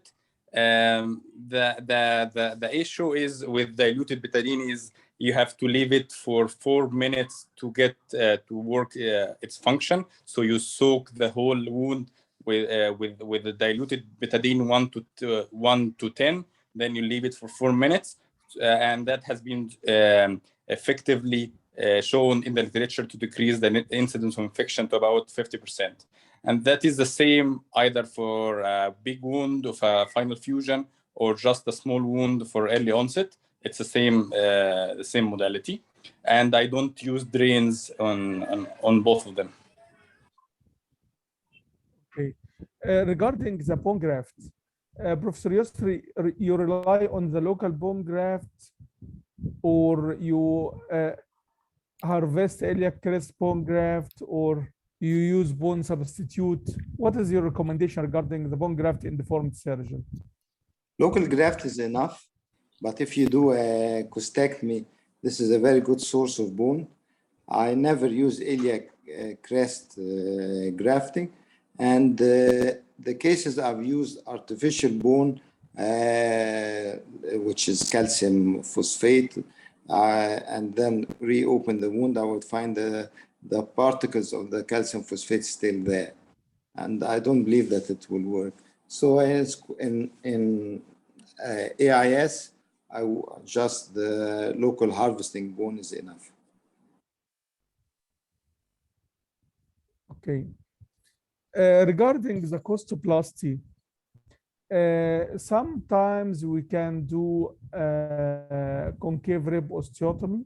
Sometimes we can do anterior release and remove the ribs from anterior as well.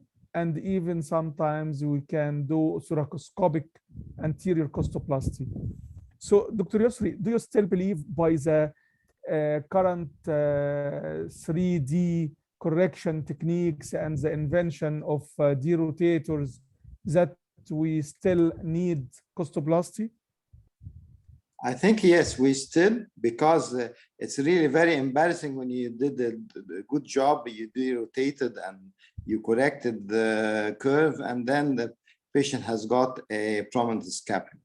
They forget everything and would say, "Doctor, look, this the bone is sticking out, or there is a residual rib hump," and you don't realize this 100% in theater, because you're pushing on the rib hump, and maybe the patient is tilted in the table. You don't really appreciate that you still have a hump, or maybe it will increase after the surgery. So if you're in doubt, remove the ribs. And 3 ribs do not work. You have to remove 4+. But you know, Dr. Yusri, some colleagues debate that the healing of the ribs after removal, it may heal even with sharper angle. Is it happened in your experience? No, because we've been using costectomy for more than 37 years now, and really we appreciate the effect. We also, in severe rigid curves, we do a concave rib osteotomy, and then we lift the rib up over the concave rod. By that way, you are doing like an equilibrium between the ribs on the concavity and the convexity. Okay. Dr. Yahya, regarding the costoplasty, do you believe in it? So there is a very nice presentation by Kevin Menon, like he delivered it like last year, I guess, and it categorized the rib deformity to about 6 degrees. The last 2 degrees, which are sharp angular deformities, is when there is a huge angle at the rib. Those kind of ribs, you will never be able to correct them without doing a costoplasty. But the other 4, I think you can get away with most of the deformity with the DBR without taking them, but still debatable. In my practice, I usually consult the patient. I tell them in advance that I'm going to correct the spinal deformity. there will be a residual rib prominence. And if they accept that, I will proceed with that. If they insist that they want a flat back without no prominence, then I will consult them about the risks of costoplasty, and if agreed, I will do it. But on my frequent my baseline practice, I usually don't take them out. Okay, Dr. Ahmed Nagar, may I ask you a question regarding older patient with deformity, degenerative scoliosis, or something like this? Do you use to give them antiplatelets or anticoagulant or something to decrease the incidence of development of DVT? There is no need for anticoagulation because if patient started ED mobilization, which is the very important factor that prevent deep venous thrombosis. Also, with a good hydration is also the second important factor. There is no need for anticoagulation. Okay. So following your deformity case is an endless process. I like the sentence. The patient, when trusts in you and came to you to have his management, especially the surgical management, and he decided to anesthetize, and you operated upon him. You need to follow him. By this, I can conclude the session, and I'd like to thank the whole panel of today: Dr. Ibrahim Abaid, Dr. Tony Tanuri, Dr. Samah Abou Al-Futuh, Dr. Naif, Dr. Omar Al-Nouri, Dr. Marcus Head, Professor Wafa, Dr. Bilal Al-Nadi, and Dr. Hisham Nafi'. And of course, our great mentor, Professor Yusr Al-Hawari, Dr. Yahya Al-Bromboli, Dr. Sharif Al-Ghambri, and Dr. Ahmed Adel Nagar, and COP team. And inshallah, tomorrow, our last day for this Scoliosis Week. See you, inshallah, and have a nice dreams. And thanks, Tony. Tony Thank you, Habibi. is attending, and thank you. I'm enjoying. I'm Tony, learning. do you still do from 6 till you do now. costoplasty or not? Me? Yeah. No, I don't.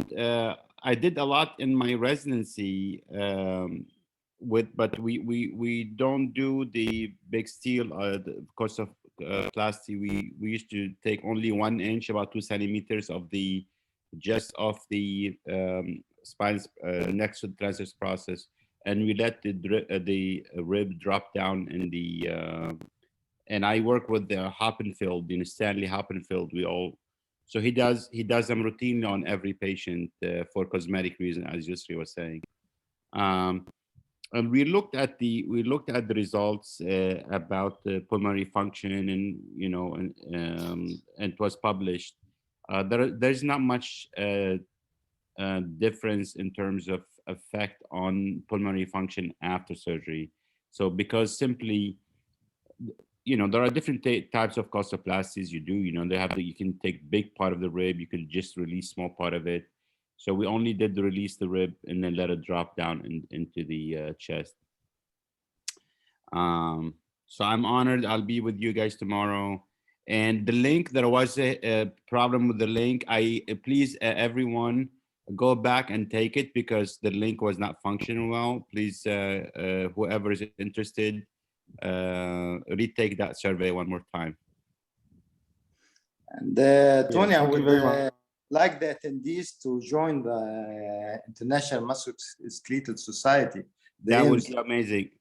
That would be amazing. Because excellent faculty, excellent colleagues, and I learned a lot over the past 15 or 20 years from that society. You taught more than you learned, and I know that. But we want everyone to feel the same way.